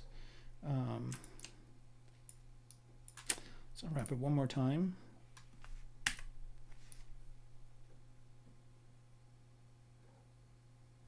Okay, so what's happening with this guy is that it is inside out, right? The UVs are flipped on it. So two things I need to do here is, one, I'm going to add it to that list of tools that for some reason the UVs get flipped on, which is V5. And that one gets added to it. So these are the ones that kind of are having that problem. And look, they all just had that problem again. So what I'm going to do here, I figured out a way to solve this problem in one shot. And the way I do it is I just basically put them all in this group so they're all visible. And then I just go ahead and do a display. And I don't know why this is happening. Like, it's some weird thing that is happening when I do the UVs. I'm going to do a flip. And this, okay. Right, flip. Okay, and then I'm just going to do that. I'm going to go here and say do visible. Apply last action to all. Okay. And it will fix all of them, I hope, in one shot. Would have been a good idea to save before this, but I didn't, but it did work. Okay, so now we're good. It's all fixed, but look at how funky this is now. So we'll go back to V1 here. We'll go back to solo, and I'm going to UV this one more time. And I don't know why this happens, but I'm just going to go ahead and turn symmetry off and just unwrap it. Okay, level 1. I wish that it would just put the thing on level 1 and unwrap it, but whatever. Okay, so again, now this time, this guy's funky. So I think there might be an issue with the mirroring of this, so easily fixed. Let's go ahead and turn off symmetry. I'm going to select the one that's working, delete the other one, and then just mirror and weld it. Okay, it can't be applied to something that has subdivision levels, but what you can do if that you encounter that is you can just go to Subtool Master.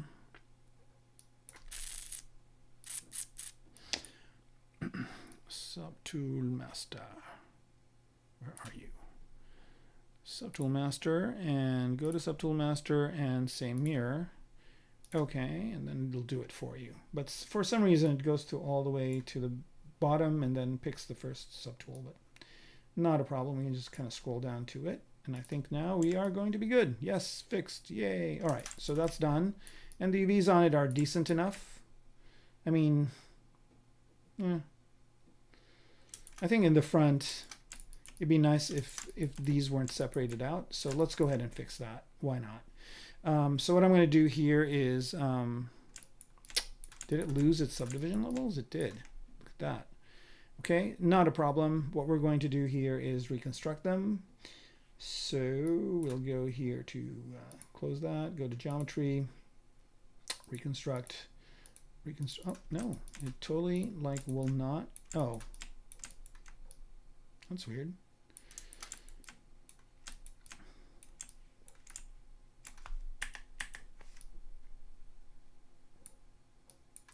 Let me hide this texture first of all.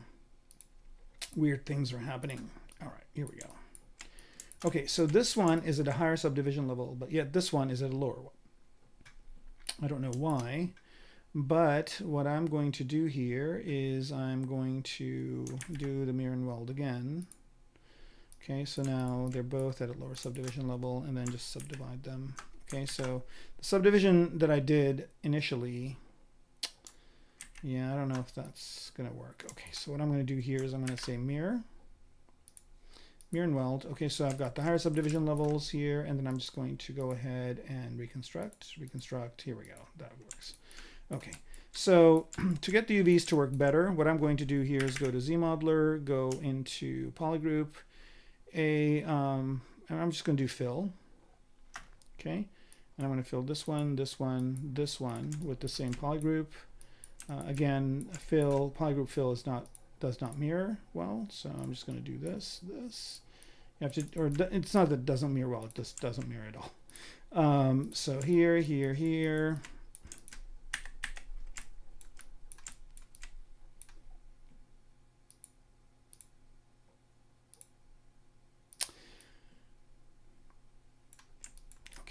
So now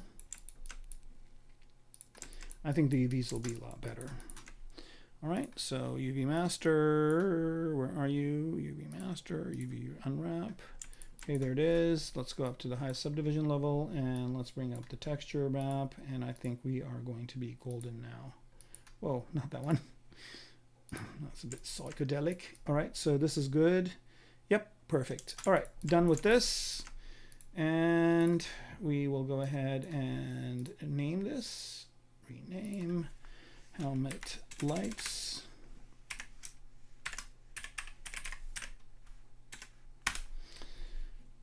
And add it to our list of UV parts, which for some reason we already have. Now these pieces I don't really need to UV. What the heck? Okay, so you can see here that these are also inside out. Not a problem, we can fix it. So let me add it to my list here of ones that need to be fixed. Go to display properties and flip, and now we're good. Is that weird? Okay, and do I need subdivision levels on these guys? Tool. I don't need UVs on them. I'm not going to UV them, but I am. Oh, there are these ones too. I have the same problem.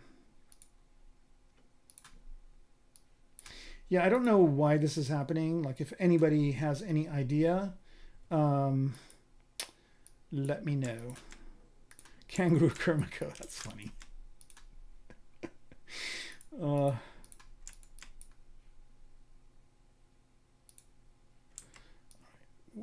is going on? Oh, look at all these other things that got flipped. It's so weird. So the top of this helmet kind of has that issue too. Yeah, I would love to know what is causing this, but I need to pick all the pieces. The way I've kind of, like I showed you guys how I'm solving this problem. So I just pick the piece, I just put them all in one view, and then I just basically, you know, say flip on that whole view. So I'm just going to fix this individually for now. But for some reason, once a flip happens, it happens with everybody.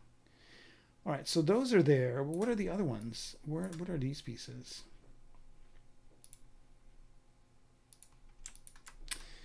Part of, you know, again, working with these things is once you start getting to a lot of pieces, you know, these kinds of weird things start to happen. So you kind of have to know, all right, so this guy is part of that flip camp, I guess, flip group. Is it selected? No, this guy right here. And when they're flipped, it's kind of hard to select them because you kind of have to click on a part that is like, so now it is selected. Okay, so go to V5, add it to the list, and also do a display properties and flip. And again, one of the things you can do with this is you can just export everything at a lower subdivision level, load it into Maya or some other program, and do the flip. What's going on here? Is that not flipped? Oh. Okay, when did this move? Just move this over this way. Yeah, somehow that moved. Did this one move too? Yeah, that's weird. Oh, am I? Oh, yeah, they're connected. That's how it happened. All right, not a problem. All right. Okay, let's go back to the full view here, and I might have to fix these issues. So this was kind of more of a, you know, solve problems from hell episode, I guess. But again, if you encounter these kinds of things, at least now you know how to solve them. Here's another one that needs to be added to my flip list, and display properties and flip. There it is. I know people that this kind of stuff drives nuts. Like artists, you know, it's so artist unfriendly when these kinds of things happen. So here's another group of guys that are having that issue. Again, these don't need to be UV'd, but they need to be flipped correctly. So two things. One, add them to my flip list. because somehow when this problem happens, it does all these pieces. So this way I can just fix them all in one shot. Then display properties and flip.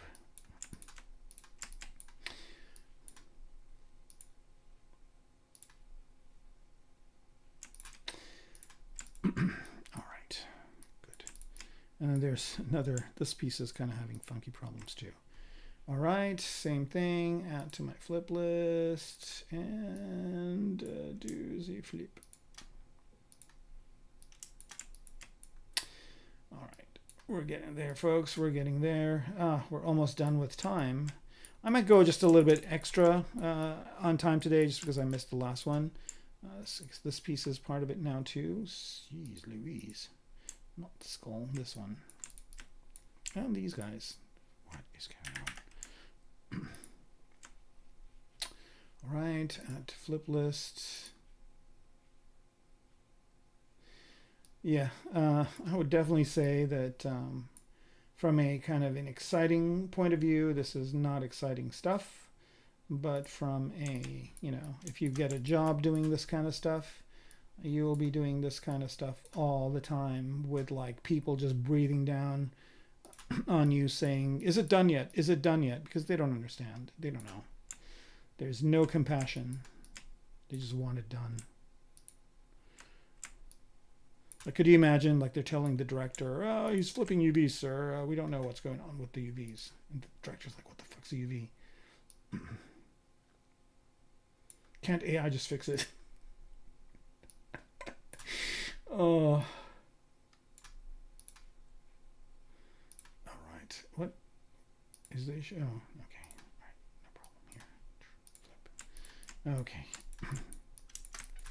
This is added to the flip list. It is not, or it is. Yes, it is. Okay. All right. All right. Now we're back to seeing our thing normally, but then this guy is having issues. How fun is this, guys?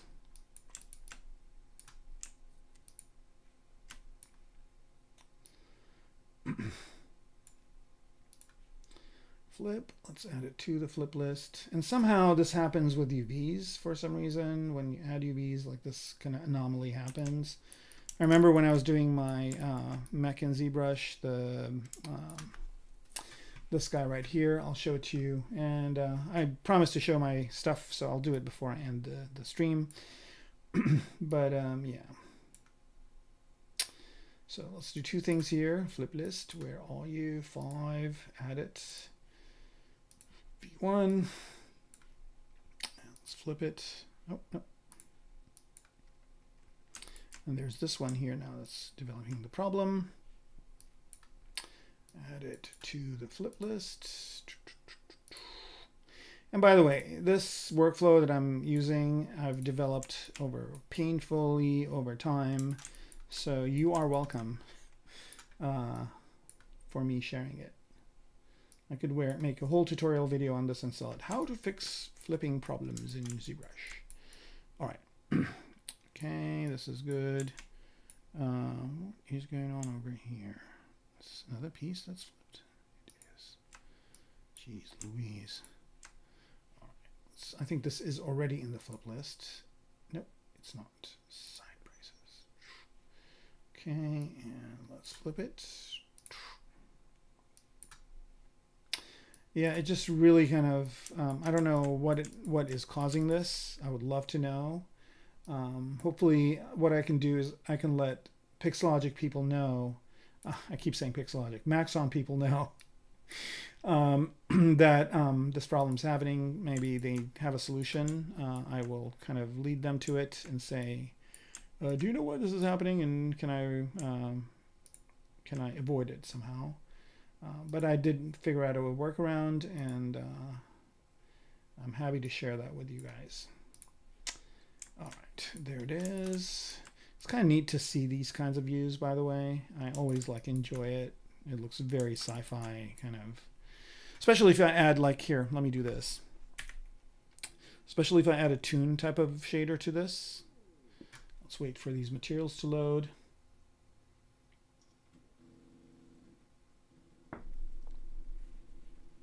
All right, and let's go out.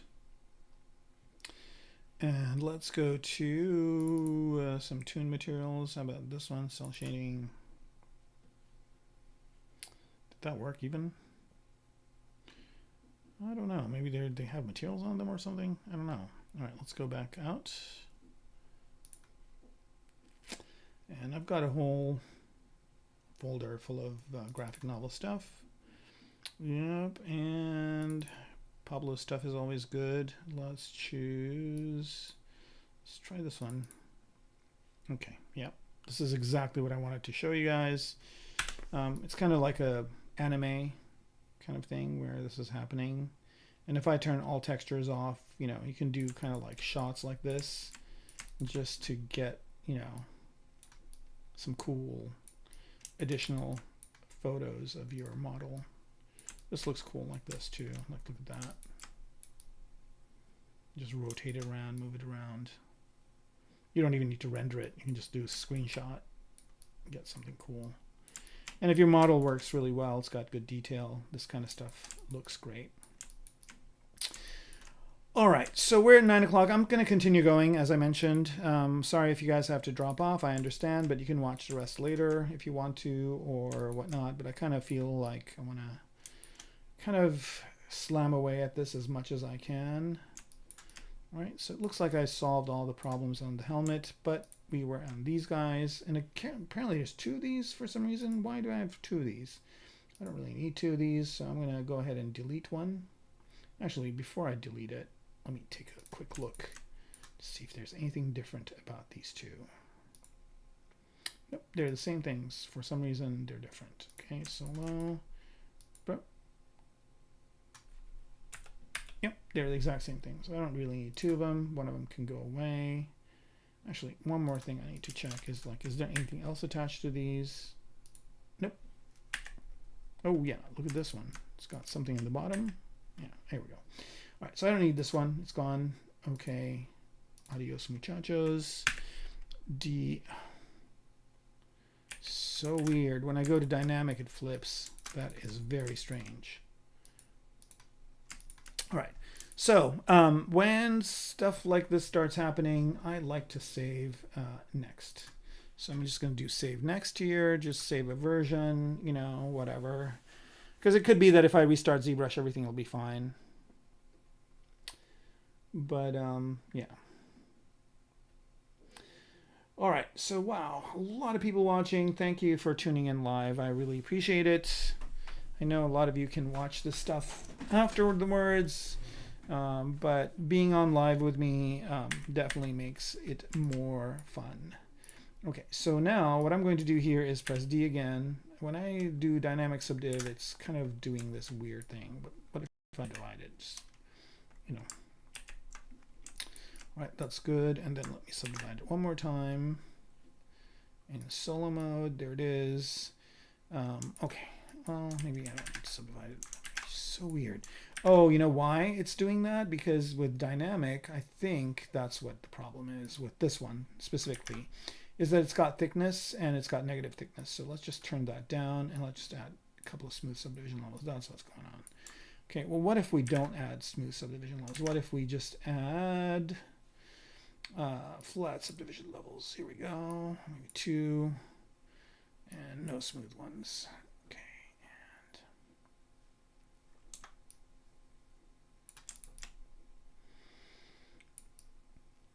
and this thing has weird creases, and then like some weird funky stuff's happened to the bottom of this one. I don't know why, but we don't see them, so I don't care.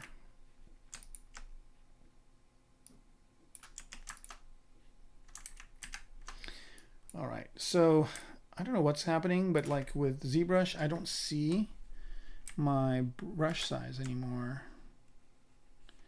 And it can't be affecting these. What is going on? Maybe ZBrush has kind of gotten to a point where it needs to be restarted, which is, I mean, the best thing to do here to fix this problem is just, you know, I think maybe that's what I was trying to do and then got interrupted. So I'm going to duplicate this. Just after I deleted duplicate, and I'm going to go ahead and select these 2, delete the hidden ones that are broken, and then go to view, like maybe view 3 or whatever, and just show these 2 pieces. not that one, but this one and this one. Unsolo it. And what I want to do here is I just want to go ahead and pick this piece that works and put it on top of the other one. So I'm just going to control drag it out, and then I have to align it with this one. Again, like it's not a precise thing, so I can just kind of jerry-rig it and move it over.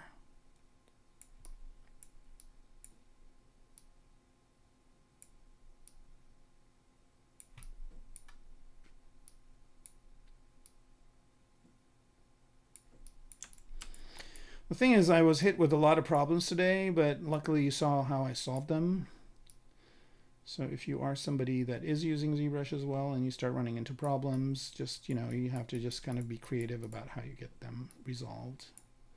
And if you're working in production, you're going to be encountering all sorts of things like this all the time. And how fast and well you resolve them is kind of what you're getting paid to do. So if they hire, you know, if they're like, well, we can hire like a newbie ZBrush artist to do this kind of stuff, and they don't know how to do this stuff, then it's going to take more time to figure it out. Sometimes I just get jobs that basically is to clean stuff up. I had one little gig that I did that basically was cleaning up somebody's UVs and topology issues. It was kind of a nice little 2-day gig, and then now I'm on something that's also kind of a drudgery type of project. All right, so here I'm kind of having a little bit of kind of an issue getting this to line up. So the best thing to do is find some good planar angles and get it to work that way. And I think I might have just kind of dragged some things around to make it work. I think this is good enough. Okay, so go back to that duplicate here, delete it, okay, and then let's see how this looks in the grand scheme of things. In view 1, yeah, it's fine.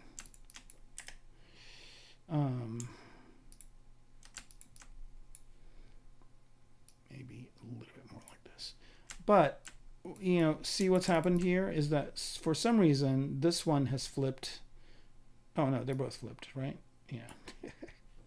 All right, are these guys in my flip list? They sure are, and let's flip it over. I don't know why this flipping is happening. Oh, no, that's even worse. Okay, let's solo it out. Okay, now it's good. We're good. We are good. All right, let's go back to the full view. Again, I don't really need to UV this piece. It's fine the way it is. Oh, is there the other one still there? What is going on?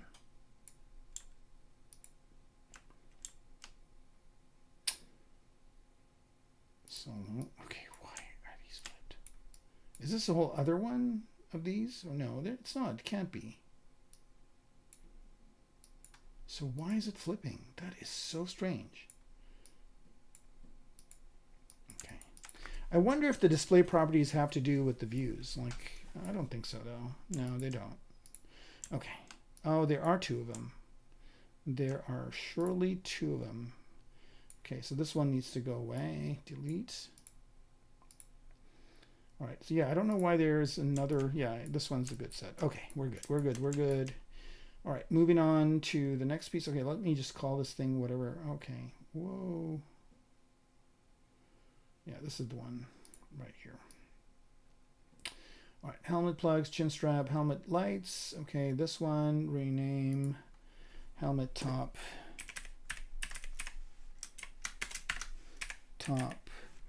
and helmet top braces, I guess. Yeah, sure. Sure. Right, now we'll go to this piece right here, and I don't know if I need these UV'd. Maybe I do. Solo this out. This is kind of got a weird little thing over here. I don't know if I need it or not. Do I? Nope. Go down to subdivision level 1. I think I added that for some reason. I'm just going to go ahead and do a W on this, and just for kicks, I'm going to go ahead and delete the higher subdivision levels on this one. and add some edge loops over here. Insert single edge loop, 1, 2, 3, 4. Just add one like this. I'm just kind of creating some, manual subdivision levels here just to kind of balance it out. And also, I don't really need this extrusion over here, so I'm going to just Q-mesh it in, see if that fixes it. Actually, the best way to fix that problem, if I don't know if Q-mesh is going to fix this, is just go to, let me see first of all if it's going to work. Yeah, it might. Okay, so what I'm going to do here is I'm going to go ahead and stitch these points, this one and this one, this one and this one, this one and this one, and last but not least, this. Oops. Okay, and there probably is collapse or another way of doing that, but this is going to work. Okay, so there's that. And then I'll re-add the subdivision levels to this. Let's see if it's going to be fine. Okay, 3 subdivision levels. Let's go to 1 here and unwrap it. And let's add a texture map to it, see what it looks like.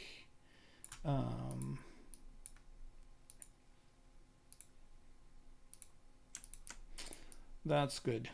All right, we're done with this one. Let's add it to our UV list. List, okay, and let's rename it to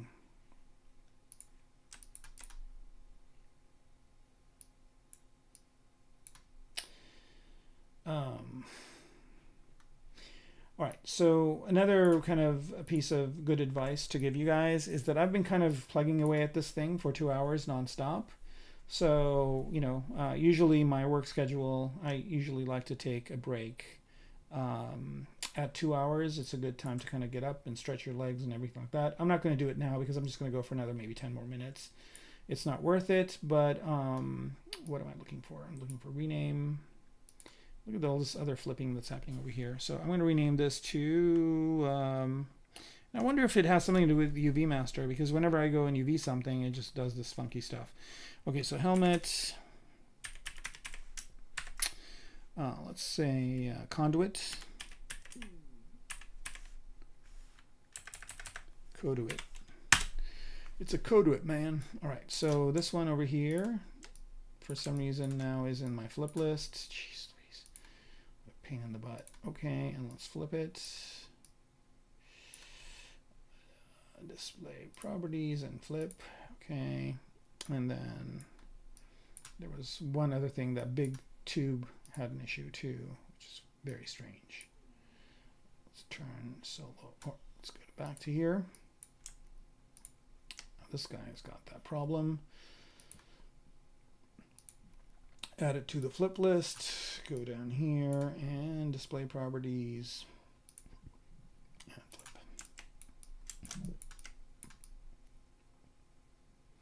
Again, very cool kind of cross-section look over here. Let's go back to V1. There we go. And for this part right here, I don't really need to have the texture on. So let's go ahead and select it and texture map and off.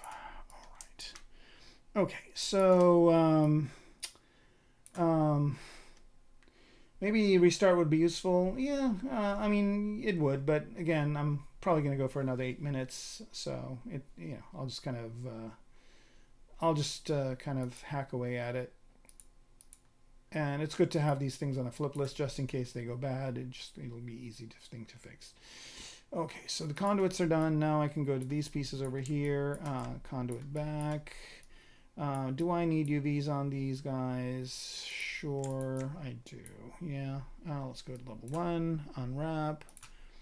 Level 3. Texture map. Let's see what the UVs look like. I think this is going to be done in one shot. But then look, now this thing down here flipped. So weird. Okay, yeah, those UVs are good. Right, so no problem. Let's pick this guy over here. Oh yeah.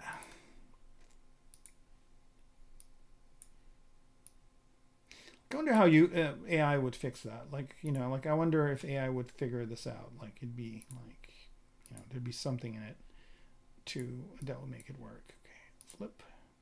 There we go. So this is my flip list right here so far. All right, let's go to subtool here. Let's go to B1. Okay, we're good. We're good. We're good. Okay, so where are we? I think the last thing we did was this conduit back. Helmet conduit rename.